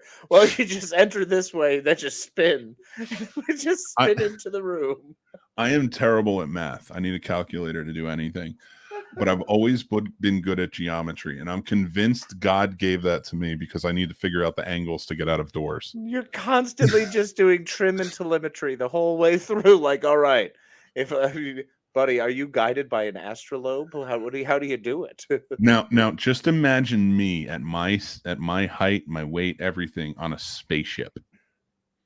And I'm not pretty ridiculous. I'm not talking Star Trek where it's a cruise. I'm talking the Rossi. All right. There you go. Yes, dude, they'd have to go 0G because I'm like, I need to just float everywhere. I just have to float for a while, guys. I just got to float.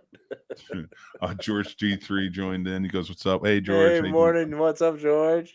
Wonder if Dick Van Dyke has huge balls and a tiny weenus. Absolutely. We all yeah.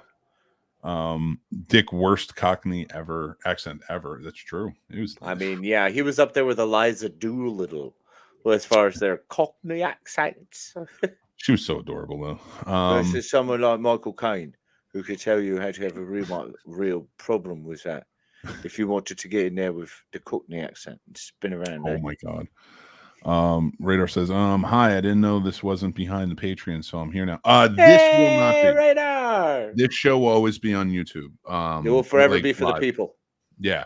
It's the Scene Snobs Podcast. I'm still working on Geeked Out, whether that's going to go behind or not. But we're going to have our new Star Trek show behind the Patreon, and we have the showcase coming back and a few other things coming back. So we are going to have a bunch of stuff and perks on the Patreon. 6 tiers available. Just go check them out. No, but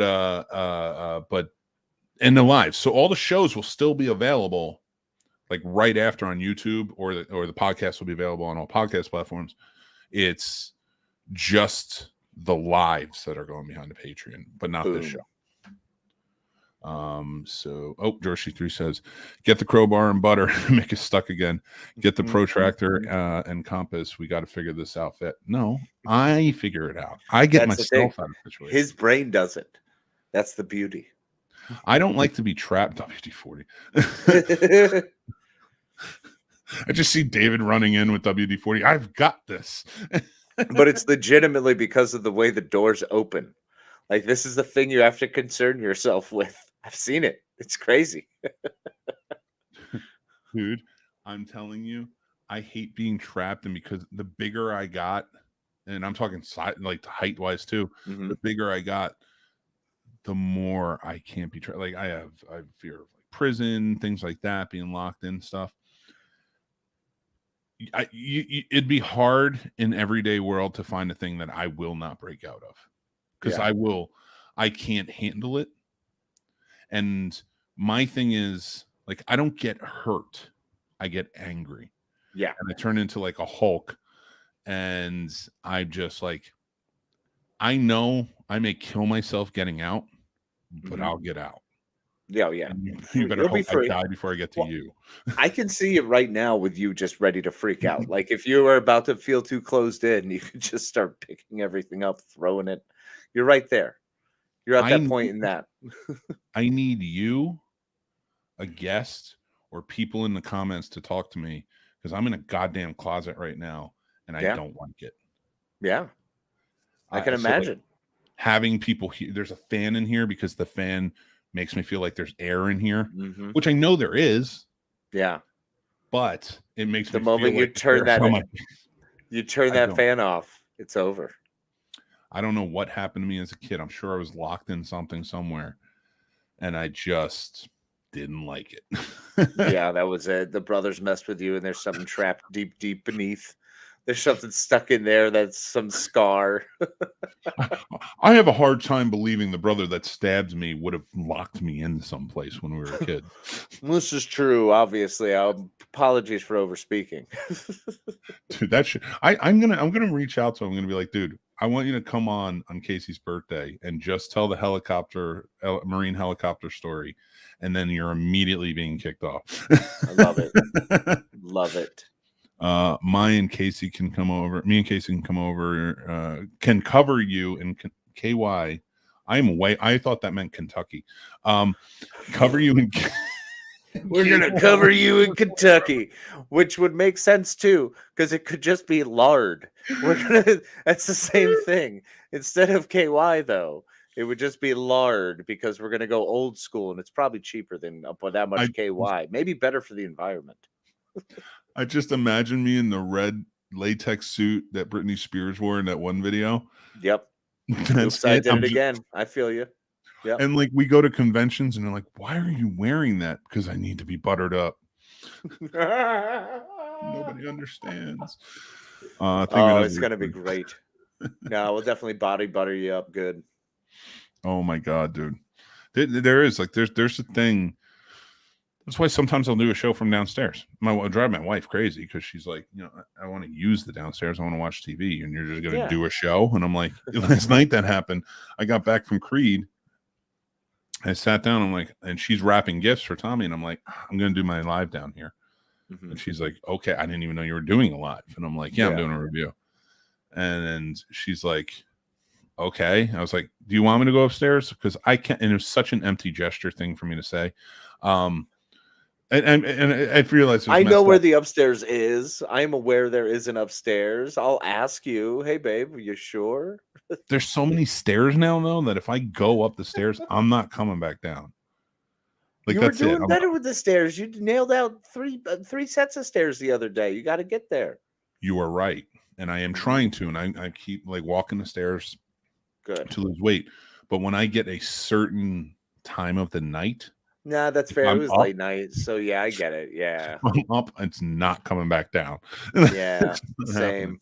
Because my knees stop working after a certain time. That's fair.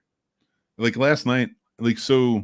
It's. I just imagine your knees checking out. Like, well, we put in a full day, huh, Bob? Like the big old. They just check out. They're done. I've seen it. I know almost perfectly how it happens. I swear to God, my knees have their own personalities, and they are like they have a time card, and they're like, I'm out. So like punch that and rolling. So like if okay, so I'm not proud of this, right? My knees, like especially my one knee, gets real bad. Like I have to put on a brace sometimes. Like it hurts, and this has been like because I got injured years and years ago, my back and my knees, and my one knee. On really bad days, it happens very few and far between, like where I have to put the brace on, and like that's how it is. I'm so ashamed of this, but when it happens, it's like everybody knows, like he's not moving because like I'll like limp if I need to, but like I'm immobile for a little while, and it only lasts like a couple of hours, and then like my knee feels strong again with the brace and stuff, and then I can move and it's fine. One night it happened, and thankfully I was upstairs, because if it happens, I'm not making it up the stairs. So thankfully I was upstairs. I go to bed. We hear a sound downstairs. Lights go on. Oh man, what's going on? Something like just banged or something, and like we were in the house, it's newer, we're like, oh, what if somebody broke in? And I said that, and Mary goes, oh my god, we need to go check. And I was like, well, I can't make it down the stairs. And she goes, are you telling me I have to? I was like, no, absolutely not. I don't want you to go downstairs. I'm just saying I'm not going down the stairs. Yeah. And it was just one of those things where she's like, fine, I'll go check. And I'm like, I felt it was like the most I've ever felt less of a man. Yeah, completely emasculated. Because as soon as she got up, I jumped up and I hobbled towards the sound. I'm going. I'll fall on him. I don't care. If the house was burning, I'll get those kids out. Mm-hmm. I'll get my wife out. I'll get my dog out. I may not get out, but I will get them out. But so I start hobbling down and hobbling towards the doorway, and she just can move like a normal human being. And she went right down, and I'm like, it's not even fair anymore, because I felt so emasculated by what I just said, my own self. Mm-hmm. And you're now just showing me up by moving faster. Turns out, of course, something just fell downstairs, thankfully. But I'm like, she came back up and she's walking up the stairs. She goes, see, I took care of it. I'm like, well, you're the veteran. And I went like to bed. That's amazing. And it's true, though. Yeah. I was so indignant about it. I was like, you're the veteran. I was a firefighter. What? You're the one protecting. You should be taking care of me. You're the defender here. I'll save us in some situation. You protect us. That's the way it works. Exactly. That's how it goes. I did think about after, like a few nights after, I was like, maybe I should just sleep downstairs. So if somebody breaks in, I'm just ready. Right. I mean, ready meaning I'll throw a dog toy at them. From the couch. Ready meaning I'm the first target, giving everyone else an opportunity to escape. Because I'll just hold them. I'll just hold them, whoever they are. The intruder. I got him. The intruder's just stabbing me over and over repeatedly, and I'm like, what? You think I've never been stabbed before? I'm from Jersey. This happens all the time. You're not even doing it right. Call my brother. I'll show you how to stab someone. You just grab it and start stabbing them. Dude, if I can account off all the things that my brother has hit me with or pointed at me. Yes, pointed at me. I remember he beat me and our other brother up with a pool cue once. Nice. In the street. He did it in the street and just left us there. Here's a guy. We went out drinking. We went out, and I know you got to go at 9, but I'm going to tell the story real quick. No, you're good, man. We're good. We were drinking, and he and George used to fight like cats and dogs whenever they start drinking, especially. They would just go at it. And it was funny because they were the full brothers when I was the half brother, and like they both got along with me better. To the point where I only got stabbed once, but so AJ got mad and he was driving and he kicked George and I out of the car all the way across town from where we lived. Wow. So George and I are like, whatever, fine. We just start hoofing it home. Mm-hmm. Now I was not as big back then. I was in great shape. I had abs. And then, so we're hoofing it back home. We get a block away from the house. Like, so it was like, I'd say about an hour of like just kind of hoofing it. He pulls up in the car. An hour later, he pulls up in the car next to us where we are, a block away, gets out, and like I'm in the way, so and he doesn't really hate me. He hates George. He's going after him, and I'm like, dude, calm down. And he hits me in the arm with the pool cue, and then he hits me in the back, so I'm down. And then he charges after George and just like starts beating him with it. And he's like, fuck you guys. Gets in his car and drives away. What?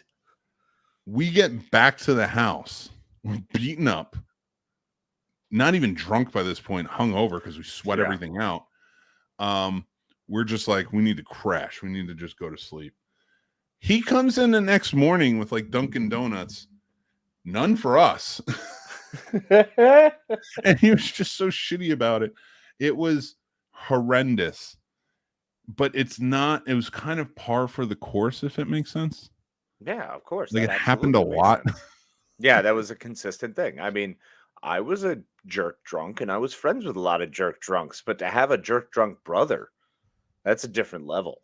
Oh, especially when you're all jerk drunk brothers together. Well, no, you're part of it. It's the full triad. When you guys are together, it's just ridiculous. Because even if it's just verbal abuse, one of you guys is getting wailed on. And as a friend of yours, as friend of multiples of yours, and discussion haver of multiple of yours, I have to say it gets bad because on occasion it'll turn towards me and I'm like, too much, guys. I'm not your brother. Yeah. I didn't grow up with this. You got to step up. Like, everybody wants to be like one of the brothers are in with us until like we really get started, and then everybody's like, "I'm happy being a friend." Yep, I'm friend. And Casey knows them well. My oldest brother introduced Casey and I. See where we are now. So, like he introduced us, and my other brother was friends with them as well because they both lived here. Just for some backstory, but there was, and I want to say morning to Kathleen. How you doing, Kathleen? Good morning, Kathleen. But yeah, I'm friends with those guys. I love George and AJ. They're fantastic guys. I mean, I've always had a blast with them, and we always had some deep conversations and then some silly times together when I was a wilder young lad. So always a pleasure hanging with those cats. They loved when I got drunk because I wasn't violent drunk. I'm like a happy guy. Everybody loves being around me when I'm drunk because I'm like, let's have a great time. They don't like being around me when I'm drunk because I pick them up. Because if you guys are imagining 3 towering human beings as brothers just walking around, that's not the case. It's 6'8", 500-pound me, and then 5'9" and 5'8", and it's middle brother 5'9", oldest brother 5'8", and they're tiny little guys, and they're normal, average size human beings. For me, they're tiny. For like, you, they're tiny little you're guys. Tall. You're a tall guy. Yeah, I mean, I'm taller. I wouldn't call them tiny little. I mean, I would. But also because I know it drives them crazy. Exactly. I'm over here trying to just secretly just be like, don't kick my ass the next time I see you guys. If you would compare people to cartoon characters, like if I was comparing Casey to a cartoon character, like a famous cartoon character, I would say he's like, I would say Yakko from, which one was the one with the pants? Yakko. I would say Yakko from anime. Yakko here. Yeah, definitely not. Like smart, knows history, is funny. Just like that. Thanks, Doc. I appreciate that. I like to think so. I feel like that's a good one. Yeah, I'll take clearly that. Certainly not Wakko. I'm clearly the bear from that weird Martin Lawrence, Ashton Kutcher movie where he has the backpack. Open Season, where he has the backpack. Like, I'm clearly that. Like if I'm any cartoon character, it's probably that.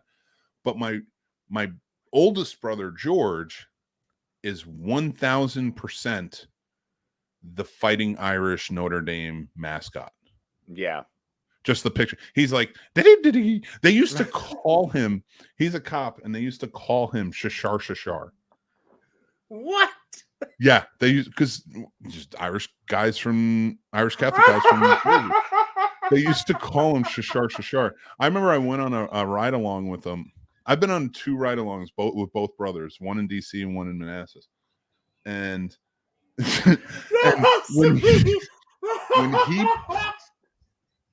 when he pulled up to something, they would literally say, Shashar's here. And I've got to know his friends on the force since then. And that was just his nickname. And the funny thing was, like, he had like the short sleeve light blue shirt with the dark pants, the whole thing looked like a cop. And everybody else, when you show up there, is wearing their hat. He always had it cocked back like this. Oh God. So, like the Irish cop do. And he was 1000% exactly what you think an Irish cop looked like pretty much throughout time. I would say he has the attitude of the little fighting Irish guy from Notre Dame. Not on the force. Not on the force. Like, he's actually, like, as a cop, like, he trains. No, people. he's very much professional. Yeah, he's good. Violence and stuff that occurs. Like, he tries to be more diplomatic. Actually, in a weird way, when he's like at work, he's like Picard. When he's anywhere else, especially with his brothers, he's like Kirk. Yeah, it's a good comparison. That's definitely strong. I feel that all the way through. It's hilarious though, because that's so fitting. Yeah, and it works. It does. And so when we would go out drinking, George becomes sullen. He just like kind of looks, and he's got like certain mannerisms. Like, he would like go like this, and he'll just stand there. Like, he does. Oh no, he always has his arms up, and he'll have his bottle right there, and he'll just He looks pissed off, but he's not. AJ he's always having a ball. AJ's just a shit talker. And like, I'm the guy who wants to put on the music and dance, and I pick them up and I dance around. And not, when I say pick them up, I don't mean like, oh, I pick AJ up and like dancing around with them. I pick them both up, and they hate it because they're off the ground. Their little feet are like dangling. Their little feet are just like kind of kicking, and they're like, get off of me, and they're trying to go, but I'm like, I'm gone now. I'm drunk. And I'm holding so tight, like hugging. Yes. They're pissed, and they're like, so the little feet are dangling, and they're like, get off me, and they're wailing on me. And I'm just like, we didn't start the fire. And and then there's me coming by going, beers. All right, later. And everyone in attendance for that loved it. They're like, oh my God, we need to, because I would only get drunk like at this stage of my life, like one night out of the month. Yeah, that's fair. Yep. And when I did, they got picked up. And we're dancing. We're brothers. And like, when they hated each other and wouldn't talk, you were the worst at that point. I would still pick them up. And then, so now they're mad because they have to be next to each other. Yep. And they can't get away, because once the death grip is in, you can hit me with bottles. I don't care. I don't feel it. No, it's true. I've been part of that too.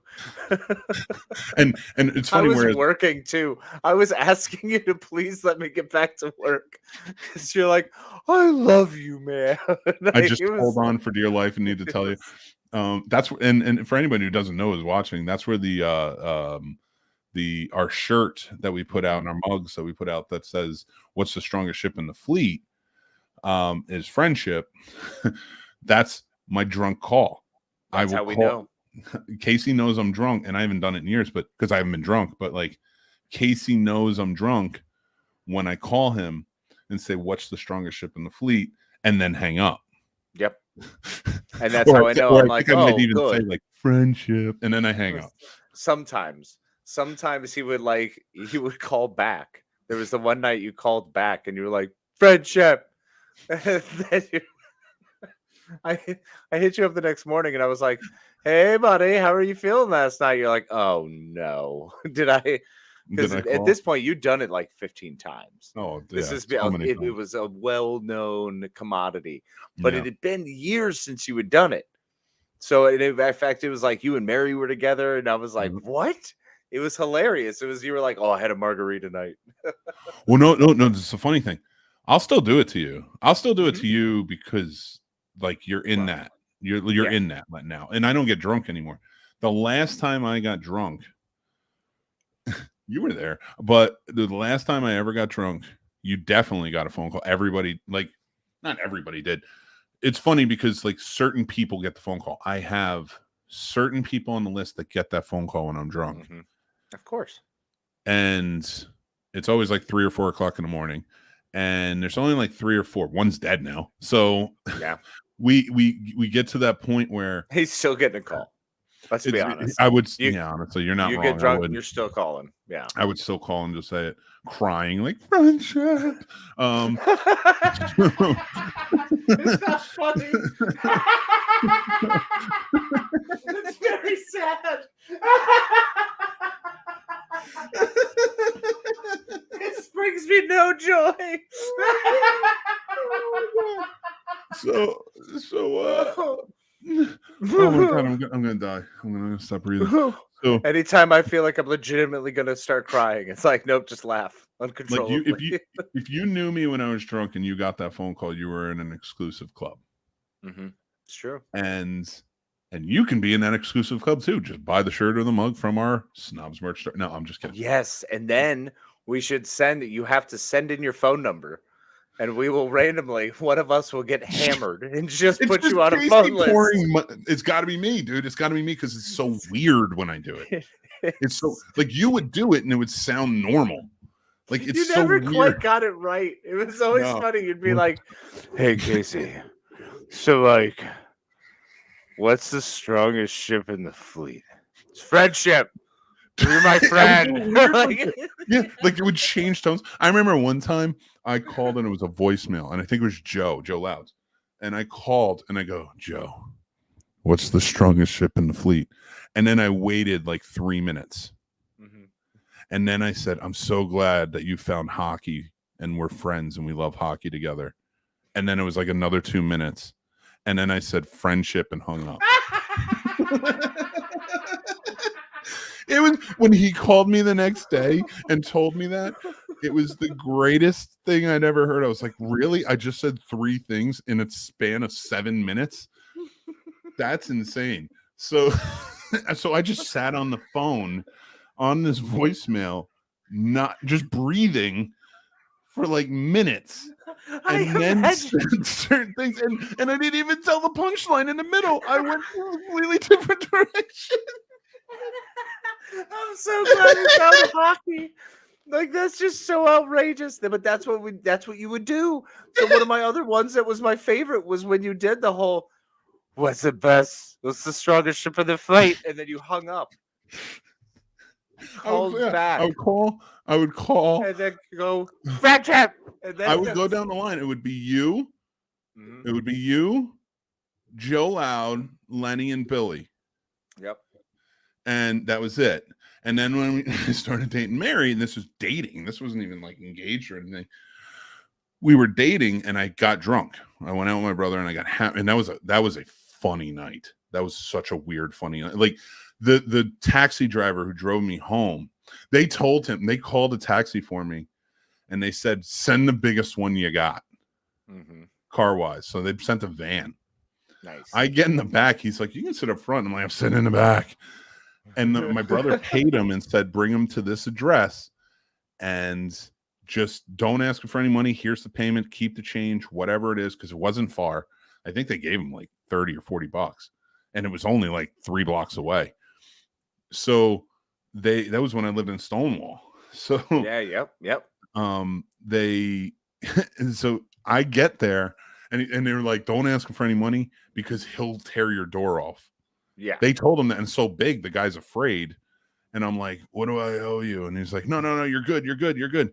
And he's scared that I'm going to get mad at him for telling me that I don't owe him any money. Right. And then I'm going to rip the door off. So I go to open the door and it won't open. And I'm like, I got to figure this out. He's like, I'm coming. And he runs around. He opens up the door and he's like, you go, just get out. And I'm like, all right. And then like, that was it. So then I go home, I make my phone calls. I had drinks, and now this is not a PC thing, but I was a Doctor Who fan. They made a special drink for me it was a blue drink. They called it the Retardus. I understand it's not PC. I get it, but it was funny for the time. And I got really drunk on those, and they're really sweet, and they're really colorful, and the whole nine. Casey used to make them for me too. Casey used to like shove them down my throat. So when he bartended, I was a really good bartender. Yes, you were. Because I'm a really good drug dealer. You were a great bartender. Really good drug dealer is what I was. It's fair. You're better at this, but you were a great bartender. Thank you. So So I drank a lot of those because it takes a lot for me to get drunk. And I wanted to see him drunk because he's my friend and he came in to visit me. Rain. So you and Rain were filling me up on those all night long. So I call Casey, I call Joe, I call Bill, I go down the line, I call Lenny. I think all were voicemail. I call Mary. She's added to the list now. We're dating. She picks up. We're having a great conversation. I mean, I knew from the moment I saw her, and that's a story for a different day, that I was in love with her. So like, I'm like, smitten. During that conversation, I did something I had never done before in my drunken career. Threw up mid-conversation. All over myself in mid-conversation, and it was all just blue. And then I was like, I'm on the phone. I'm like, I think I need to go to bed. And so I told her, I threw up on myself. And, and she's just like, real. How we're still married? How we got married after that, I don't know. But I woke up the worst hangover, and I never got drunk again. I legitimately thought what I was just saying was a joke. I didn't realize that was actually what happened. Because I've never known that. I know you've talked about throwing up blue from my drinks, but I've never realized that you just threw up on yourself. On my, like, and it wasn't even like phased. It wasn't even like it was like, and like I'm just on the phone and it's just coming out. It's like that cat that throws up that cat meme that throws up like or GIF or whatever, throws up the rainbow colors. That's exactly what it was in mid conversation with my now wife. David, thanks for joining in, man. We appreciate you, brother. Hey, later on, have a good one, David. Hopefully you enjoyed these stories. There's so many. It's wonderful to hear that. My friend, unfortunately, it is my time to run as well. I actually have a meeting I have to get to, so thank you for letting me have a little fun with you guys this morning. It was a pleasure. I appreciate it as always. Mick, my bro, my love, my friend, my amigo, to the end of time, brother. What's the strongest ship in the fleet? Friendship. Have a good one, everybody. Have a great weekend. Love you guys. Good night. Later, bro. Bye. All right, guys, it's just me. Hopefully we've been keeping you entertained. We're going to kind of keep going. I really do. I want to bring my brother on just for that segment because, and I'm not going to elaborate on it. And I want to go through the comments now. I'm sorry I've been missing it. We've just been so lost in conversation. But there's a story, and it's a drunken story, and it's from I think it was from 2005. So it was what, 23 at the time. And I want to bring my brother on to tell that story. Because we'll just call it the Marine helicopter pilot story. It was fun. So I think I'll do that. Casey's birthday is March 17th. It's also St. Patrick's Day. We'll be celebrating. Hopefully I can bring somebody on. But let's see what some of you guys are saying about that. Drunk Mick sounds fun. He is fun. I can't do it anymore, though. I can't do hangovers. I didn't get my first hangover until I was like 32, 33. And it had to stop. I was like, I'm not drinking anymore. I was like, that's it. I want to see that. It was fun times back in the day. Ain't gonna happen anymore. You know what I do? I get drunk now sometimes. Sometimes when we're doing Skyline Indie Film Fest, there's an online thing called Scripts Gone Wild, and I've been on it before. And it's a drinking game where we're acting out a movie based on the script, and there's certain words you got to drink to and stuff like that. And now such a light. Ironically, such a lightweight when it comes to drinking, I get drunk pretty fast. So like it'll take like a drink or two, and it's kind of funny. Then you see them come out a little bit, but it isn't to what it was for sure. And thank God my brothers don't watch my shows, or they'd be going crazy right now. How can it be on the list for that? Is it the whites? It is not, you jerk. There's. I'm not even getting into that, you jerk. I love you. I'm in. What do I got to do? What do I got to order? You don't order anything. I'm just kidding with you, man. I'll put you on. Just send me your number. Next time I'm drunk, I'll just put you on the list. It was just at that time, it was those four guys. At different times, it's been different people. Like before Casey and Billy, like my buddy Derek was on there. If I were just doing it now, my buddy Gerard would be on there. So yeah, it's not just white people. You jerk. I love you. My shirt is still waiting on a few more sheep to show. You have not gotten your shirt yet? I got an email 2 weeks ago that said they sent it out to you. I'll look. I don't know. Man, I can't believe you haven't gotten your shirt yet. You're the only one who hasn't gotten anything. John has that shirt. I might need to message you guys his number. I'll add him to the list. And then I got drunk once from blue raspberry vodka. Puking blue is the worst. Puking in general is the worst. I'll say that. But puking blue or green or any color, it's hard. It's hard. And I don't even think it was the alcohol that made me throw up that night. I think it was the sugar in the drinks that made me throw up. Mick, you can drop your store link, please. Sure. I'll put it right now, right in there. And everybody wants to go. Or you can go to our website. It's got a link there as well. But here you go. It's in the comments. Snobsmerch.com. Snobsmerch.com. Hopefully you guys enjoy. Or I can do, that's our new style logo with the graffiti. We're going, so I did that the other day. I created it because we're going into the spring and summer months. And I'll announce it now because we're here doing our thing. Every year in the summer, we pick a theme. Last year was summer camp. The year before that was summer school. I forget what the one the year before that was, but like it's a different summer theme. I think it was beach theme. This year we're doing exotic locations to travel to. So each week we're going to pick something different to kind of like highlight a different area that's like maybe summery in fashion and kind of enjoy. We got. When you forget it's St. Paddy's Day and don't trust why everything coming up is green is the worst, I'd say.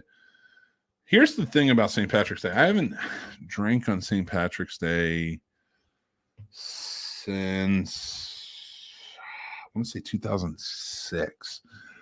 I get tired of amateur night. I get real tired of it. I used to be a big drinker. I used to go out quite a bit in my single days. And like I said, I have a lot of fun and just kind of get drunk and hang out. So I stopped doing that on St. Patrick's Day. In 2006, I was leaving for school. I was moving to Florida, so my hometown threw a going away party for me at the local bar. This thing was packed out. Got hammered. And then after that, I was just like, I was kind of focused on school, and then I was working in the industry for a while, and then just a lot came, and I can't take all the amateurs on St. Patrick's Day. They drive me crazy. It's like drink or get off the pot, goddammit. But I do agree, throwing up any color is horrible. Yeah, there's plenty of stories like that, especially when it's involving my brothers or something. And it's funny because Casey is there for most of them, and he knows. But man, let me tell you, there's some fun stuff. We're going through. Hold on one sec. Let's kind of get into it a little bit. We haven't covered any news. We haven't covered. Oh my God, I didn't even tell Casey the thing I told him I was going to tell him before the show started. God damn it. Let me message him because that's going to drive me crazy. We got so wrapped up in all these stories. I forgot to tell him what I was talking about.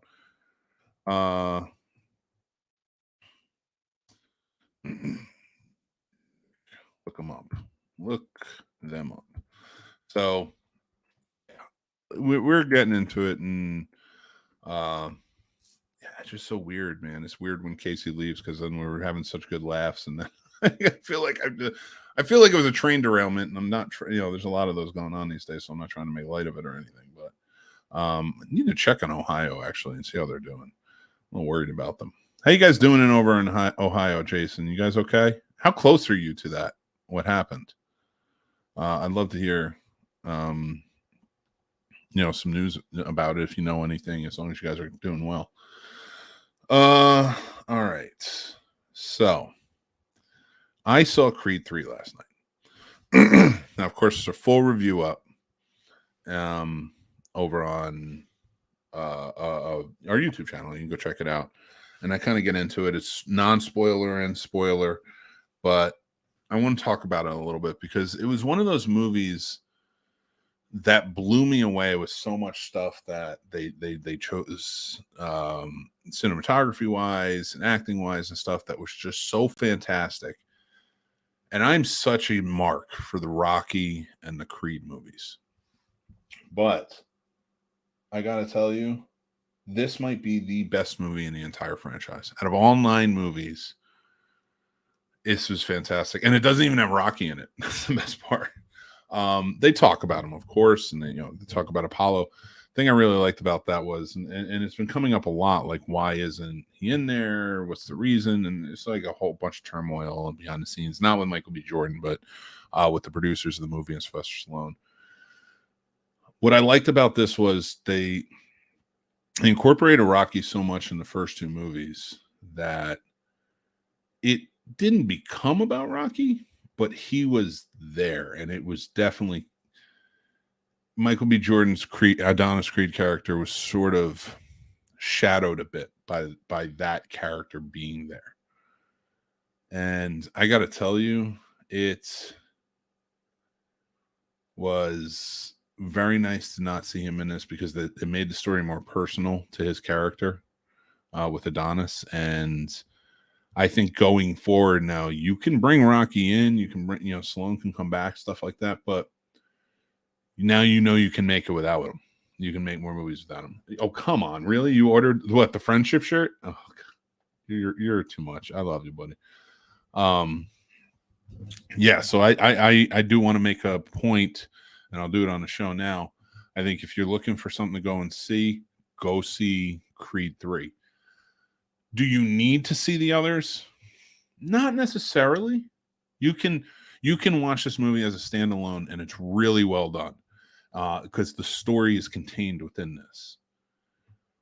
But if you want the enrichment of the backstory, you should watch Creed and Creed 2 because there is a lot of enrichment. Like Drago shows up again, and a couple of other characters. But again, you don't need to see them. You can get by without seeing those movies, but they're so good too. You should definitely. And so I wanted to get into something a little bit. It's a little more serious because we were laughing, but I'll make some jokes and we'll have some fun with it. But I got a lot of people. How is Majors? Radar says,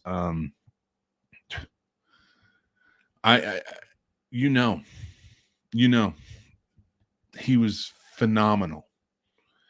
And watching those two act against each other and throw Tessa Thompson in on it, they're 3 of the greatest actors in this generation right now going.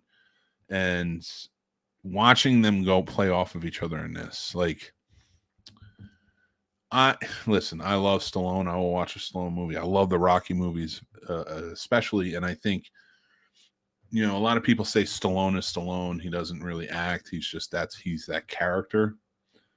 And if that's true, the Rocky movies are his finest acting because, like, he really puts into it. It's not Stallone. He is Rocky. And I think it works so well.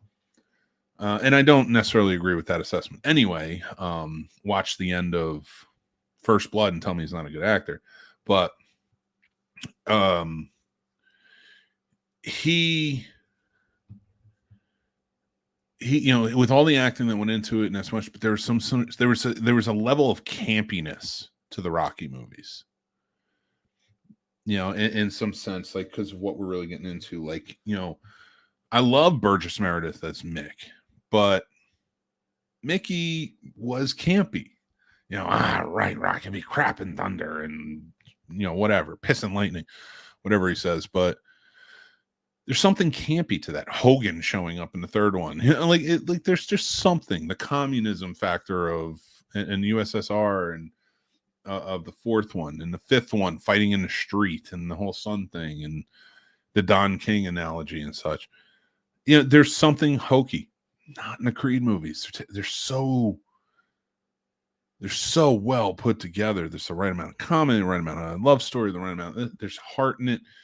This one is the best out of all of them. And Jonathan Majors adds such an element because he is the villain of the story, for lack of a better term. But I will, maybe antagonist is a better way to put it, but he is the villain of the story when it comes to these movies. But you care about him. You care about what's happening. They in one movie, They made you care about both these characters. They made you want to see either one of them win for very different reasons. And whereas at the end of almost all the other movies, even the other Creed movies, there was a level of what's a word I'm looking for? There was a level of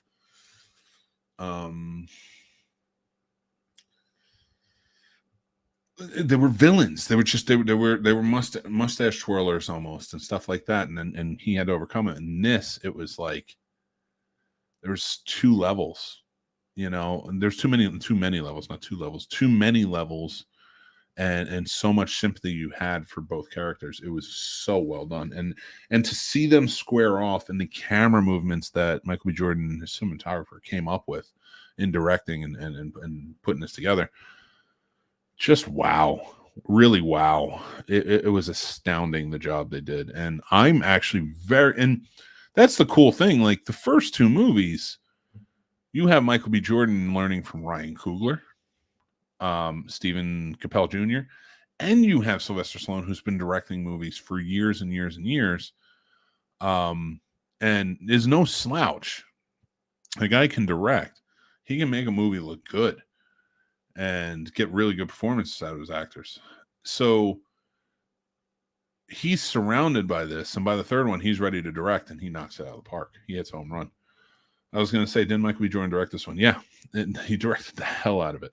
There's a scene where they're sitting with the two of them because they grew up like almost like brothers as children in the group home, and now they're seeing each other really for the first time in like 20 years, and they're sitting having lunch. And the whole thing, it's not like you saw in Heat, which is, if you're a filmmaker, you need to watch the scene. You need to watch Heat in general, but the scene in Heat when they're having the dinner, Pacino and De Niro going back and forth, it is a testament to cinematography and how you can make just a 3-shot of two people sitting with the over the shoulders and the wide, that it just, how it pulls you in, what it is, where it goes. It's a masterclass in directing and cinematography. And it was improved upon in Creed 3, in my opinion, because of what was happening. In that movie, there's a tension there, but there's so much respect when it comes to Pacino and De Niro in that scene and their characters. And if you've never seen Heat, you'd understand why when you do. And if you have seen Heat, you know why. One's the good guy, one's the bad guy. They both know it, but there's a respect there. And then you fast forward to now with Creed 3, and they're sitting and they're having lunch, and there's two people who are like brothers who haven't seen each other in 20 years. And the way they're acting and the way the camera work is working, and like going from a tight wide, which is just to say like the ends of the tables where you can just see them, and it just seems so tight and uncomfortable, to close-ups of their face, and it gets more tense as it goes, and it was really well done, and I loved it. Jace Taylor says Ryan Coogler is a great filmmaker. Yeah, so you're getting a Ryan Coogler teaching this man directing, just through filming movies with him, because they did Black Panther together, they did Fruitvale Station, and others. Like they're kind of joined at the hip in a lot of cases, and they're friends. So yeah, Michael B. Jordan learned a lot, and they improved on the fighting. John Avildsen and Sylvester Stallone in the first Rocky movie reinvented boxing movies and how they're filmed, and actually brought it into the ring. I remember when I was in film school, our cinematography class showed us that fight scene from the first Rocky. And when they were pointing out every cut and like why you're here, you're in the ring. And when you're in the ring, your tension is up. Like you are, like when you're watching that movie, you're like, you feel like you're in the ring, it's racing. And then they'll cut and you'll be outside of the ring looking up, or looking at like Adrian in the audience or something like that, different people. And that is to give you that breather, because it's almost like you're boxing when you're in the ring. And it's so well done. And they came up with that method Used again, of course, in The Karate Kid when John Avildsen directed that, and like now boxing movies do that. And in this movie, they reinvented it again in such an astonishing way. It's my first 5 out of 5 film in a long time. And I don't think I had a 5. I'd have to go back and look at all my reviews from last year, but I don't think I had a 5 out of 5 last year. And it's March 2nd I saw this movie, and it's already a 5 out of 5. It's that good. It's worth seeing in theater. Go see it in IMAX. And it is definitely one, like, I don't buy everything in physical media anymore. I used to. Years ago, it was VHS tapes and then DVDs. And then when it got to Blu-ray, I was like, I can't afford this anymore. I can't replace all of those movies again with Blu-ray. So I bought the Blu-ray. When I buy a physical media Blu-ray or DVD or something, it's for a purpose. I'm either supporting independent filmmakers, supporting friends who are independent filmmakers, either one of those, or I want that movie. It was so good. I want it to be able to watch in like 4K or something. This will be one I buy. I own all the Rocky movies, on VHS and on DVD. I did not buy them on Blu-ray, but I will buy this for sure. It was just that damn good. So, with that being said, I go see this movie. Have a great time with it. Now, to kind of get a little real with you guys, last little bit of this show. So, we were off last week. And the reason I'm doing this is because a lot of you have been asking and reaching out to me and stuff like that. So, last week, the past month has been kind of tough. And I'm not calling out anybody, putting anybody on blast, because there's nothing like that. It's not that type of drama or anything like that. Casey and I don't know, it was 2 or 3 weeks ago, we kind of got into it a little bit, and it was tough. And I think he felt it a lot more, and he thought that I was really upset with him. And I don't want to speak for him, but we were kind of, there was some stressful times, especially between the friendship and this, doing this together and stuff like that, it scared me a little bit. I was like, is he just done? Is he not doing this anymore? And I wasn't getting the answers that I needed. And then we finally sat down and talked. Once we finally sat down and talked, he thought he was too, but he was thinking that about me, with him and stuff. And so we sat down and talked, had great, and that relieved a lot of stress. Then the very next week, so that was like just a stressful time. And it brought on a lot of anxieties in me, because he's my best friend and above, first and foremost. And when I lost my oldest and best friend, and who's like a brother to me, as you guys know, Lenny, when he died. There's something that happens to you when you lose. And I'm not saying this as if nobody knows this. I'm sure you do. I'm just saying it because we're on the show and sort of reiterate my point. So when you lose somebody like that, it makes you hold on to the other people in your life just a little tighter. Sometimes a detriment, sometimes, it's what needs to happen. You never know. So, coming out of that, it was very stressful, but I'm glad, Casey and I come out of that. Then the very next week, my aunt died, and it was very sudden, out of nowhere. Nobody really knew it, and it was just craziness. It kind of went really fast. It went so fast, and I was close to my aunt. I grew up with her. She was always involved in my life in some way or facet. And she was the type of woman who could be mean as hell. If she was mad at you, you knew it and you felt it, and it sucked. But then you flip the switch, and once things are fine, she's the life of the party. She's good. This woman had more friends than I could even imagine. So many people showed up for this, for her memorial. So she was up in New Jersey, of course, with the rest of my family. And it's my mother's sister, and there's 7 of them, and then there's a ton of us grandkids. I was the oldest, but then we found out we have another one.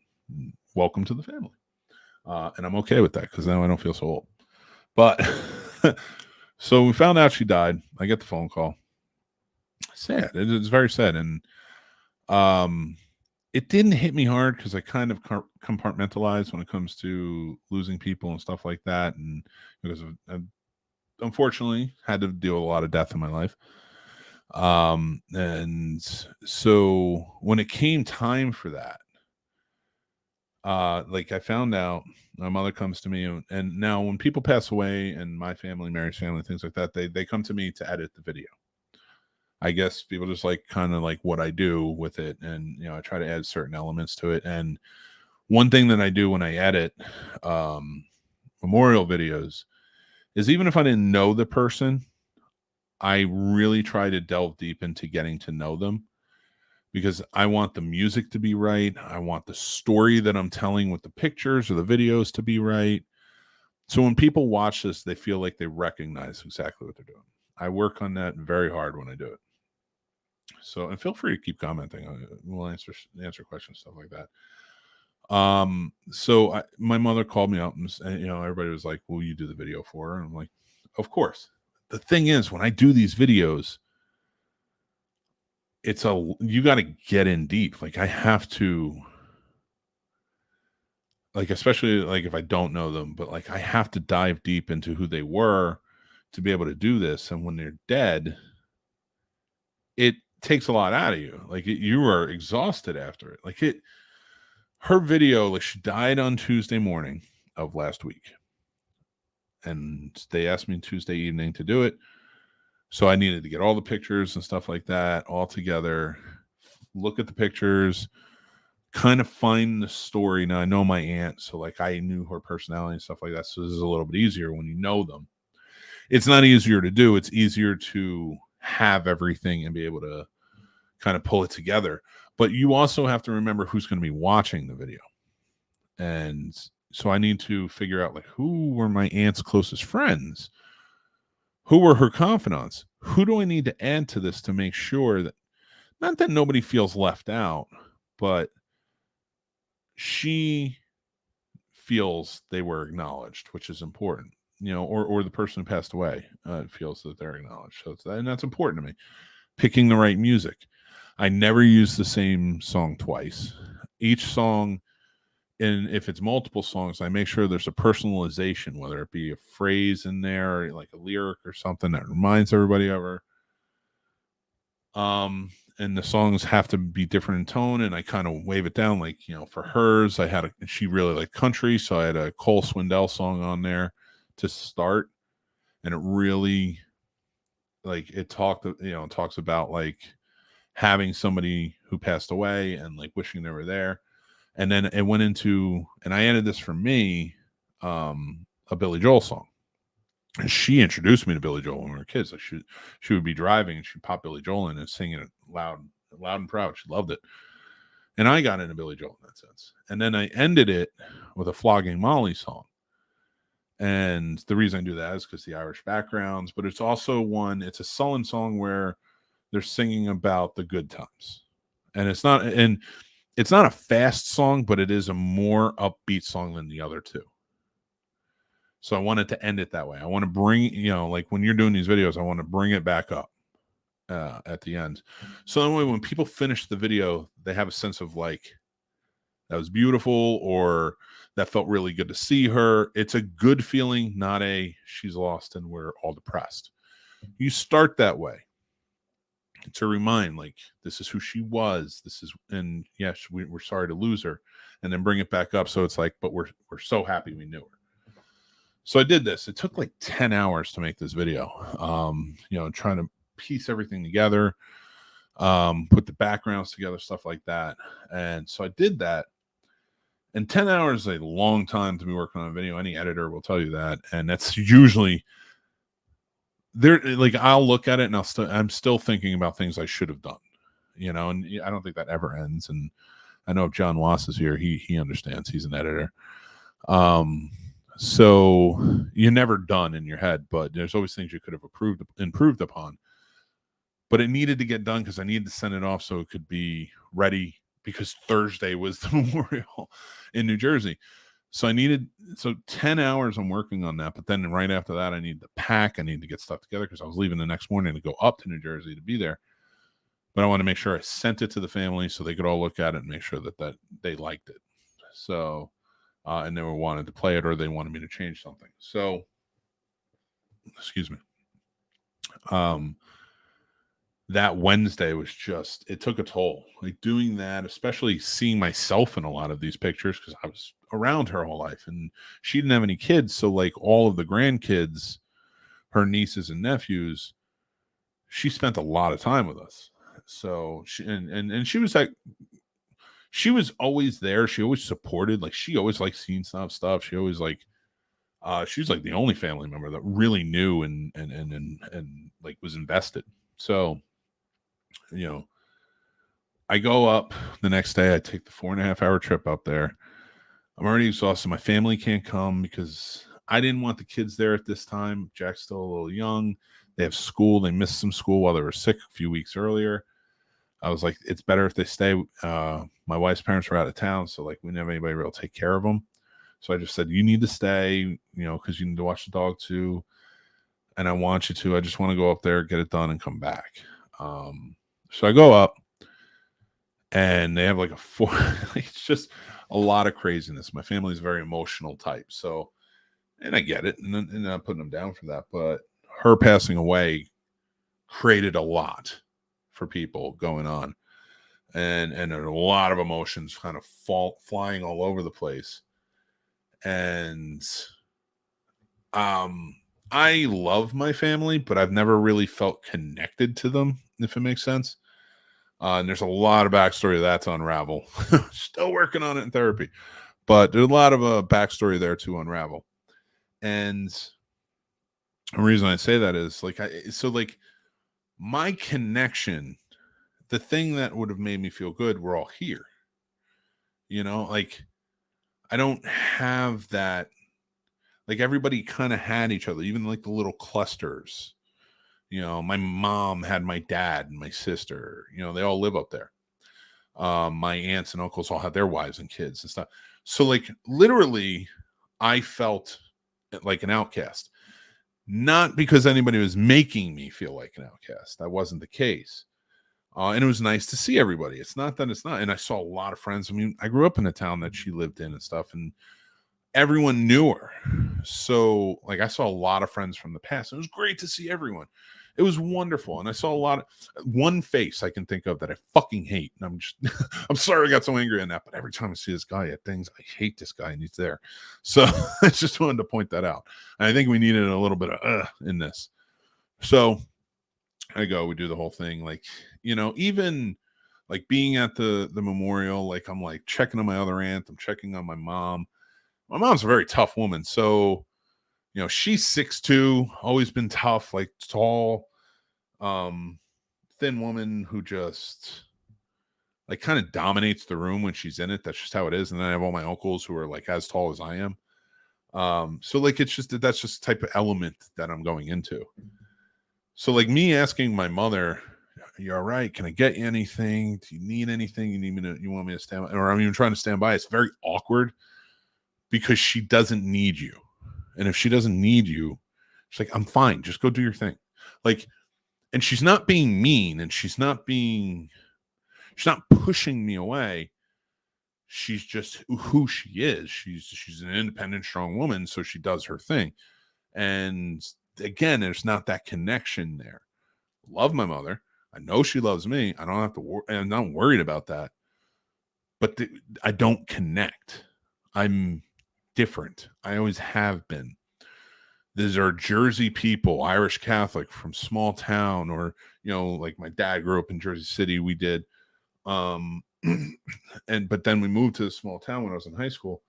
And that's a whole story though. Like we'll get into that another time. But there's a dynamic there. And I never fit into that dynamic. Just never did. I was always the sort of like weird one, like filmmaker. What do you want to be filmmaker for? Like, it's just crazy. You don't think when you're growing up in that element, you don't think past the border of your town. You may go visit the next town over, or go to the bar in the next town over, or go to school somewhere, but you don't think outside of that. You may dream outside of that. There's a difference. But you don't think outside of that. There's so many people in this world that don't think outside of the confines. And I was the kid who did. I was the kid who was like, I want to go on an adventure. I want to do this. I want every aspect of my life. If I said that's a goal and I want to do it, I did it. I wanted to live in Hollywood. I did it. I wanted to go to film school. I did it. I wanted to travel here. I did it. I wanted to do that. I did it. I wanted to, I just went for it. And because I was just like, and I think it's because there was that connection that wasn't there. I felt like I could break away and go and do it. Again, with support, like there wasn't like my family wasn't there, and like my sister, my brothers, things like that. Go do it. Get your stuff done, So I did it. But now when I come back, I'm removed from it. I don't have that mentality. So coming back into this, I felt very alone there. And it added to, I'm a manic depressant, bipolar. I was diagnosed in 2002 with it. And I deal with it. I work on it. I go to therapy. And mental health is a very important thing. You got to take care of yourself. But that depression will creep up on you. And especially when you're at your most vulnerable. And I don't get a lot of depressive bouts anymore. And it's not like I shove it down or anything, but maybe every 10 years it really gets rough. And it's usually set off. Like when Lenny died, I didn't even get into a depressive bout. It was depressing. I was grieving. But depression, being depressed and having depression are two very different things. And people who have been through depression understand that. Being depressed is different. And so when I go through my depression, it hits hard. And it was set off at that time. I think it was just stress of like a week earlier, I'm fighting with my best friend. I'm wondering if we're going to do this together again. Some stuff happened with family. Then my aunt died, and like we all had to get together, and being with them because I do feel like an outcast. I feel, again, nobody treats me that way, but I do feel like that. I just feel like there's not a connection there. I feel like they can't understand who I am, and that's okay. Not everybody is. If everybody understood who you are as an individual, the whole world would get along a lot better, but it can't. It can't happen that way. That's just not how it works. So getting into it and having that and going through this, seeing my aunt pass away and watching all of the people who loved her in mourning, especially like my nieces and things like that, it was heartbreaking. And I just wanted to leave. I wanted to come back to my support system. My wife, my kids, my friends down here, you guys are. The SnobNation is a wonderful support system, and I appreciate everybody reaching out to me.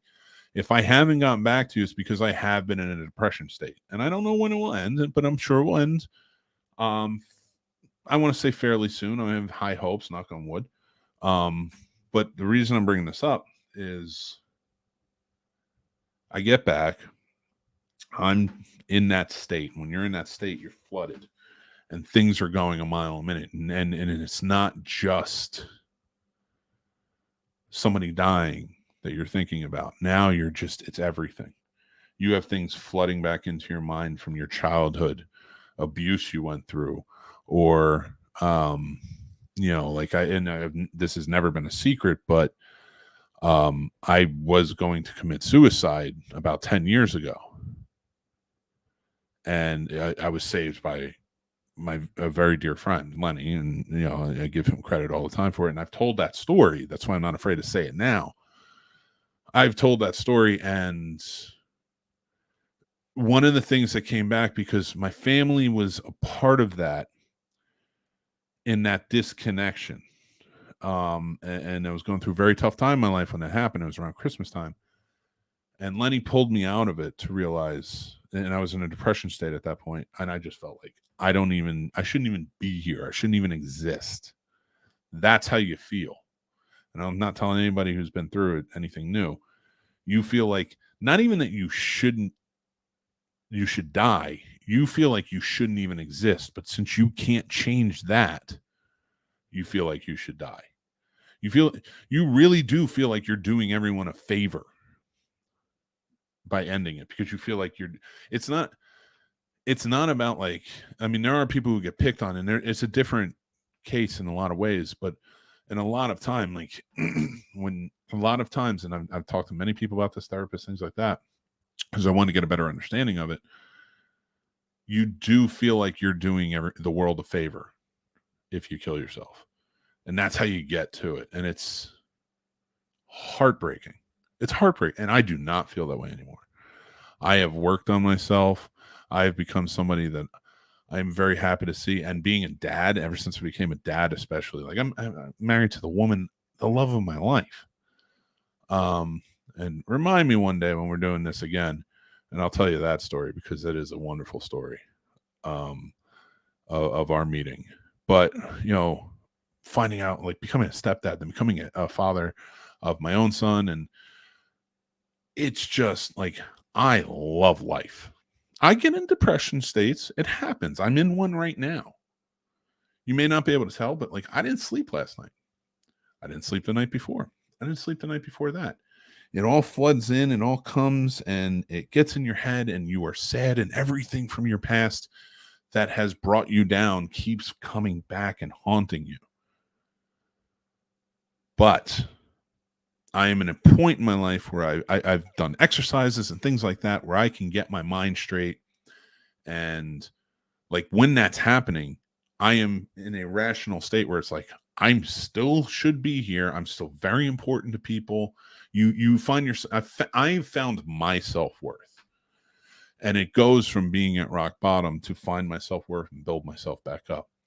Because right after that Christmas in 2012, Christmas Eve, actually, some things happened, you know, family, other things. And I was like, I had a bottle of pills. I can't hang myself. I'm almost 500 pounds.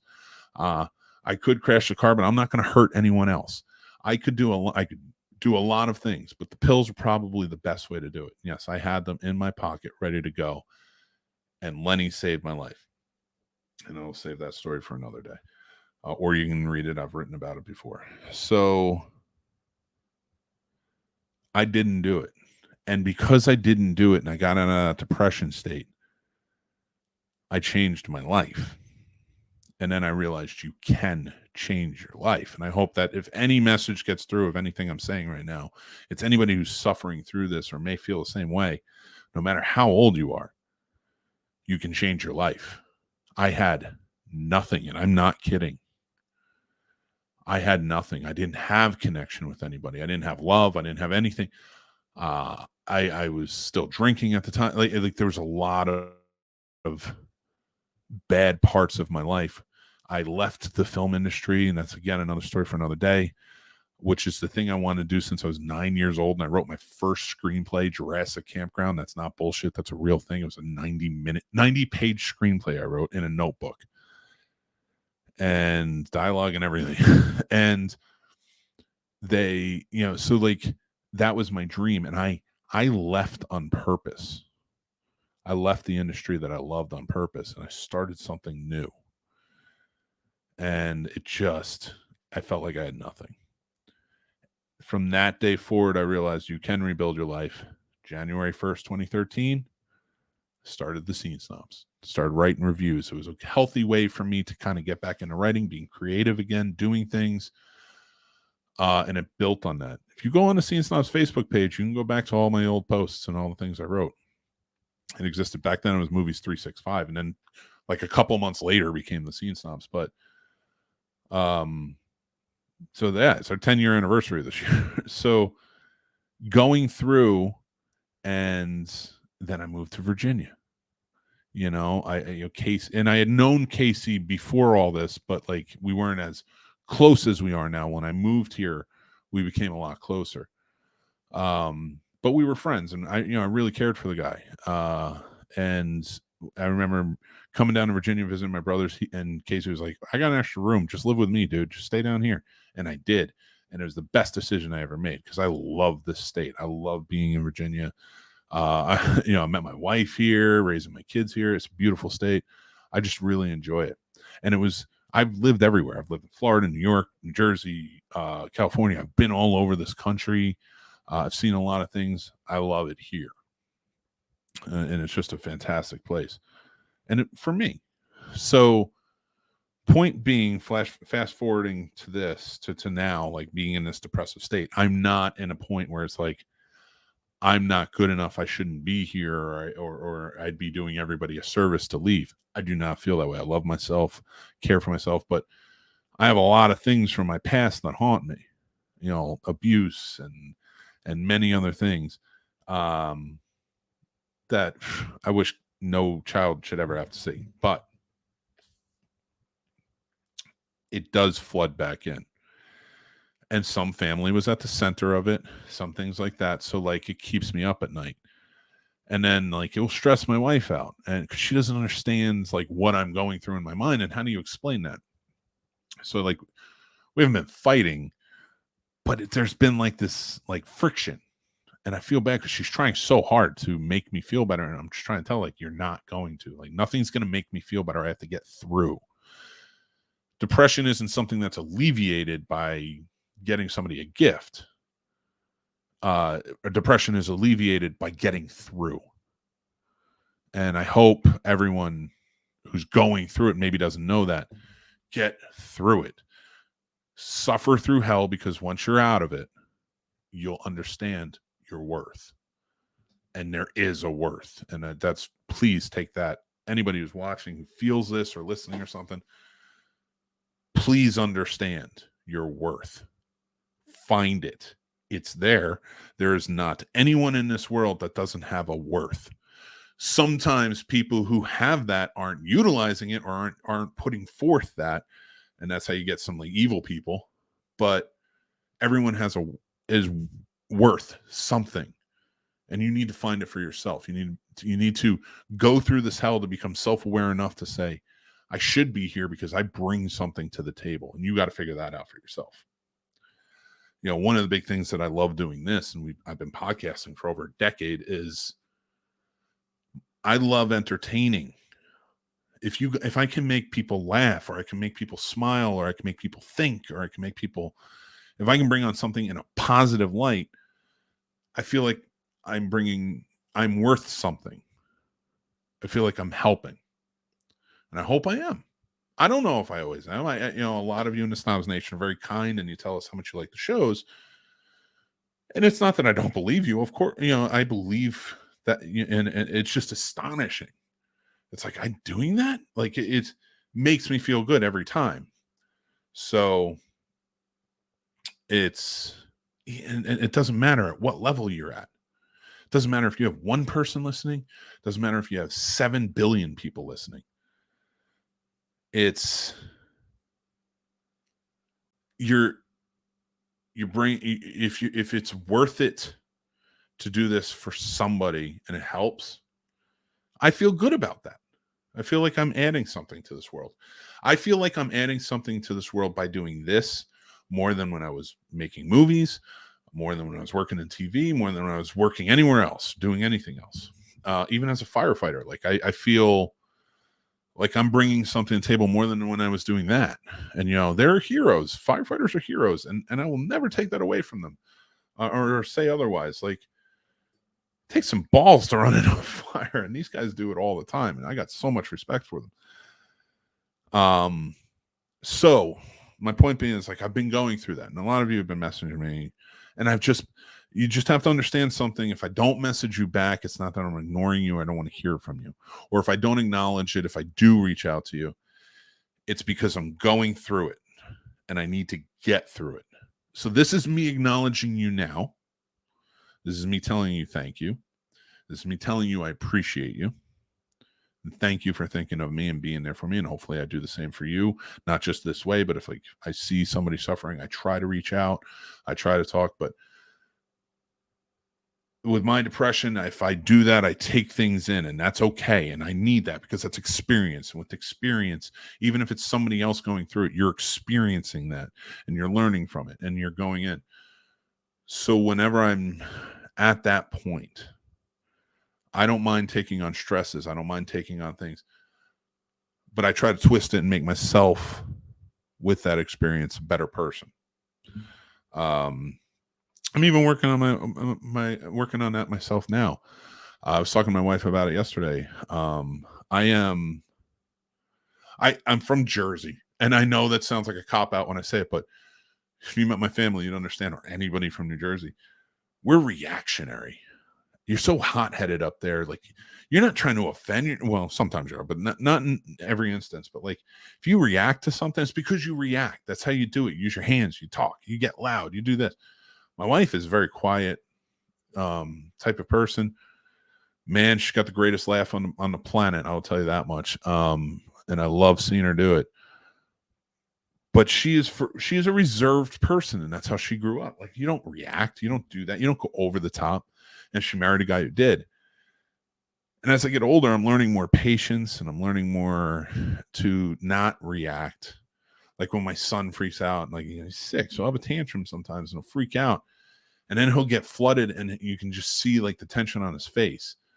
And as a guy who's abused as a child and grew up in this and in certain elements, you react. Like, no, I would never hit him. God, no, never. And I can't even imagine it. I look at his face and I'm like, how could anybody like hit a kid? Like, they're beautiful little people with wonderful little things to say. And they always, it's just like magic. Every time a kid's around, like, even if they're annoying, like, it's still like magic. It's like, this is your personality, and it's blooming, and it's amazing. And so cool to see. So like, I've taken to, whereas I'm like, stop crying and looking at him, and learning, I and like, oh yeah, stop crying.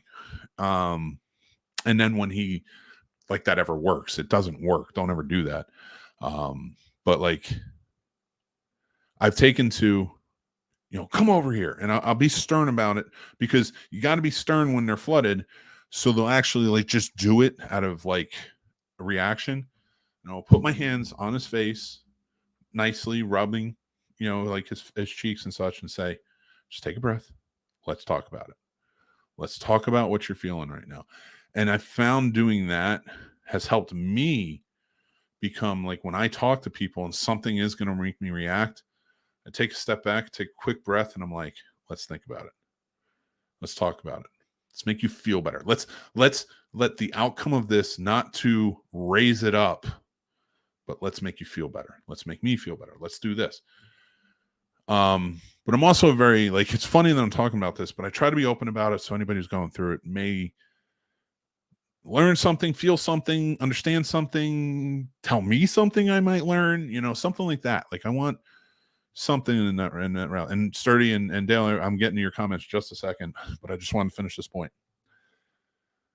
So I'm going through this. I'm going through my depression, and I will get through it, and I will come out, and I'll be all right. But I am a reserved person. Even my wife gets upset sometimes because my whole life with my family and others, I felt like an inconvenience for me to put my problems out there. And I bottled a lot up. Now I'm more open. But even to this day, I'm not going to cry. I'm not going to get frustrated. I'm not going to do this. Like, my wife will hear me in bed having an anxiety attack that's crippling, and like, it's hard to breathe and my chest hurts, and she'll wake up and she'll say, what do you need? What do you need? And like, she wants to be there for me. And I'm like, I'm okay. I'm okay. I'm okay. And just keep saying I'm okay, because for me, you don't want to burden people. Now, I'm not saying that's the right way to be, or the right way to think, or the right way to act. You don't want to burden people. So, and that's just how I think. So when people reach out to me, I tend to ignore it. When I'm through it, I can talk about it a lot easier. So that's what I'm saying. I'm getting through it.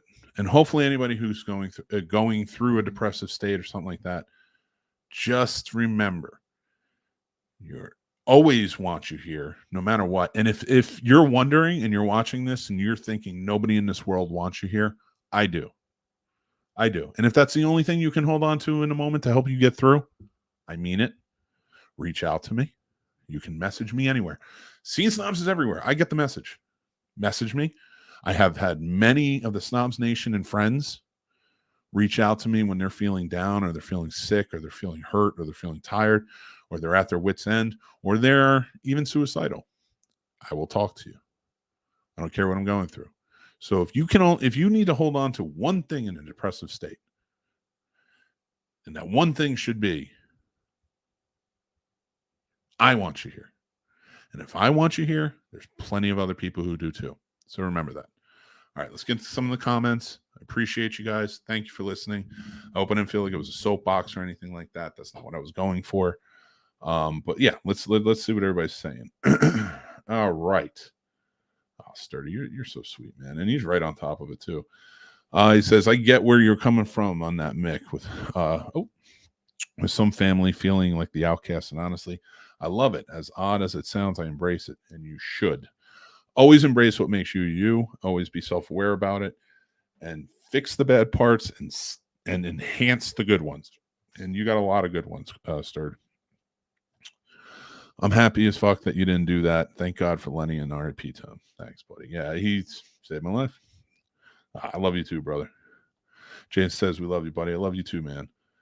The story is super important and will save lives. Thanks for sharing. I hope it may, even like I do. I hope no lives. I hope if anybody sees this, they take it as such. Like, don't just get through it. Take every hit.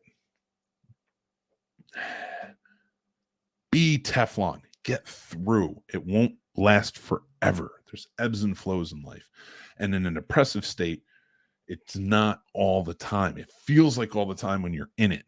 It feels like it's crushing you. I equate it to there's two things I equate it to, and funny enough, it's Marvel. But I'm a comic book guy, so one is when Spider-Man was trapped under all the machinery. It's the very famous cover. I wish I had it up. I'd show it to you. It's one of my favorites. And they kind of touched down on it in Homecoming, and he just has to get to his baser, using every ounce of strength he has left to get himself out of it. He gets through it. And that's something you need to do. But also another feeling is recently in Quantumania, you have Scott Lang's Ant-Man meeting many, many, many, many variations of himself, to the point where he's almost sinking at one point. And he's sinking below. He is killing himself, sinking below, because he's doubting himself that he could ever do this or get it done. And he latches on to one thing. He latches on to his daughter. And whatever that one thing is for you, it helps get him through. He lifts himself out. And it's a very cool metaphor for that. And I equate that to being in a depressive state. Even if you have to latch on to that one thing, latch onto it, get through it, and then you'll see a lot more after. Dale says, thanks for sharing, dude. A lot of stuff hits home. If it does, I'm just keep going through it, my friend. Keep going through it. Sturdy says, yes, same here. I've always been like that, wanting to entertain, make people laugh. And with my shows, I get to do it so much, and it feels so good. I'm a lucky guy. My man, man, my wife supports it 100%. Man, you're talented at it, and you do entertain. I love your shows. At least 3 times a week, every week, I get to do that. You do, and it's important. What you're doing is important. Making even one person smile, it's important. That being said, all that makes me so damn happy. I wish everyone gets to do something they love at least once a week. True. And you should make time for it. And he also says, also makes sense because your mind is here. It's true. Same here. Anyone feels like they reach out to Sturdy, I want you here. Want you to hear you matter. You are important. It's a great message. I think that's a great message to end on. Hope you guys enjoyed this SnobNation morning show. Sort of kind of become something different, I feel like, but not bad. I feel like it's evolving into something fun. It's involving something good. Casey and I had a lot of laughs this morning, and it felt good. And we hope you did too. We hope you were entertained. If you'd like to join in, go check out our other stuff. Make sure to check out the messages that we have, because we have a ton of stuff going on. Plug the Horror Snobs before you go. Missed you last week. Love you. Thanks, Dale. I appreciate it. We'll be back. Yeah, again, it was just a funeral. It was last Friday, so I couldn't be here.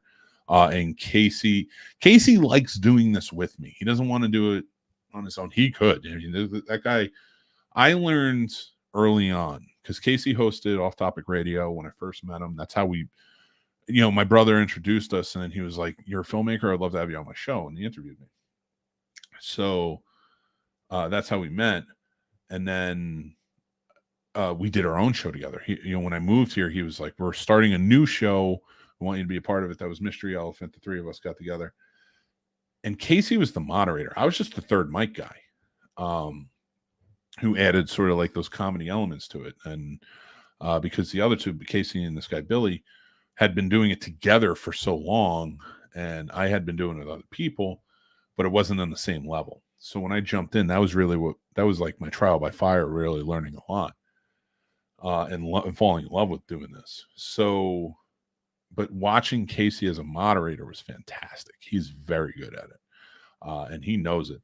He's more and I don't want to call him a co-host. He's partner in this, but like, he takes the helm of being that second mic in this so well. He plays the madman part so well. So to see that, where you can go from moderator to second mic, it's a rare gift among podcasters, radio people, stuff like that. And he does such a great job with it. So going back, yes, I'm going to plug it right now, but he says, great show last night. Yes. So we have a new show. It's Horror Night with the Scary Snobs. It's, of course, Sturdy, as we've been talking. It's Sturdy from Horror with Sir Sturdy and Jason from Three Geeks Podcast. They have come together. They're horror fans. We love it. I've always wanted to do a horror podcast, and I have tried many times, and I've never got a chance to get one off the ground with me at the helm. And I think that's because these two guys are worth way more in that realm to do it, and I love watching them. They put on great shows. It's a good time. Go check it out. It is one of our pre-recorded shows, which you can check out over on the on our YouTube channel. Make sure to check them out. With 3 episodes up now, and it's just every Thursday we'll have a new one, so you can watch Horror with Sir Sturdy live on Thursday nights. Then you can go check out check them out again with Jason. I'm still deciding whether I want 10 or 11 p.m. I'm trying to work on. I did a review at 10 p.m. last night, so I got pushed back, but people seem to really like it. So hopefully you guys are, and you'll check it out. But yeah, go the Scary Snobs. Go check them out. They're a lot of fun. They're great guys. Go check out their other shows too: Three Geeks Podcast and Horror with Sir Sturdy. And Sturdy also has Popcorn and Pints. And funny enough, Jason also has Matt Talk, which is the premier Matlock rewatch podcast. Go check it out. And they have a lot of the stars from the show on there. So thank you guys again so much for joining. Hopefully I've kept you entertained. I'm sorry that we went from like laughs for 2 hours to, I don't want to say I was being depressing. I was hopefully being uplifting, but it was definitely more somber than it was the first 2 hours. So hopefully you guys still enjoyed it, and it was good times and talks. I appreciate you. SnobNation, everybody in it, everybody watching, I appreciate you. Thank you. You help me. You guys join up on the Patreon. You guys are there. You guys buy the merch, stuff like that. It helped turn this industry that I've fallen in love with, that I actually love more than filmmaking now, because I still get to edit, still get to create, still get to do these things on my own terms. And you're helping me turn this into an industry for myself where, it's a job now. And I can't tell you guys enough. Thank you. 3 years, we're going on 4 years in October. It's truly amazing. And it still astounds me every day that people actually care to listen or be there or do this and comment along and talk. It blows my mind. And I cannot thank you enough. I cannot tell you how appreciate. I don't know how to show it. I'm going to think of something. I don't think it would be on the level of how much I appreciate you guys, but I really, truly do. Because when you got a dream and you're going for it, and there's people there who want to support it. There wasn't always people there wanting to support my dreams growing up, but you guys do, and I appreciate you. So with that, I'm going to play the messages. I'm going to tell you, have a great day. Thank you so much. I'm Mick Manhattan from the Scene Snobs. Check us out on our other shows. Check us out on our YouTube. Check us out. You know what? If you want, check us out. Take care, everybody. Have a happy weekend, and I will talk to you guys very soon. Hey, guys. Mick here. Thanks so much for watching the show and supporting us. We appreciate it. We appreciate you coming back and joining in the comments. But guys, I really want to thank you, our patrons who are out here supporting us, helping us keep the lights on. Really, truly appreciate you. Tim, Paul, Stacy, Matt, Aaron, AJ, George G3, Chris S, Dale, Chris H, Dan, John B, Ron, Jason, and John W. Thank you guys so much for all your support. Guys, we have 3 tiers available right now. As of March 1st, we're adding 2 more tiers for a total of 5 with tons of perks. So go check out patreon.com/thescenesnobs. And join our SnobNation Discord channel where the moderators are keeping everything going and we're having really fun conversations over there and more. So go check it out. It's free to join and just be part of the SnobNation. And remember to embrace the absurdity. Hit subscribe on our YouTube channel. We have tons of great shows coming out and more. Our lives are over on Patreon, but you can check out the SnobNation Morning Drive live show on our YouTube channel Friday, 7 to 10 a.m. Eastern, and tons more shows coming up thereafter. We have great shows like the Scene Snobs Podcast, Betting Bros, Math vs. Smash, Real Combat, movie reviews, and tons more. We have fun over there, and we think you will too. If you're looking for great merch, go over to the snobsmerch.com store. Use promo code SNOBS for 10% off of your order. We have tons of shirts, mugs, everything, stickers, all different types of designs. We love it. I think you will too. So go check it out and let us know what you think. Remember to follow us on all social media platforms. We are at The Scene Snobs everywhere. You can also follow Casey at Planos21 on Instagram, at Casey the Madman on TikTok, and at Twitter Night on Twitter. Guys, tons of fun stuff and new things coming out every day, so go check out our content there. Thank you guys again. We are The Scene Snobs. Embrace the absurdity with us, and we love you, and we'll talk to you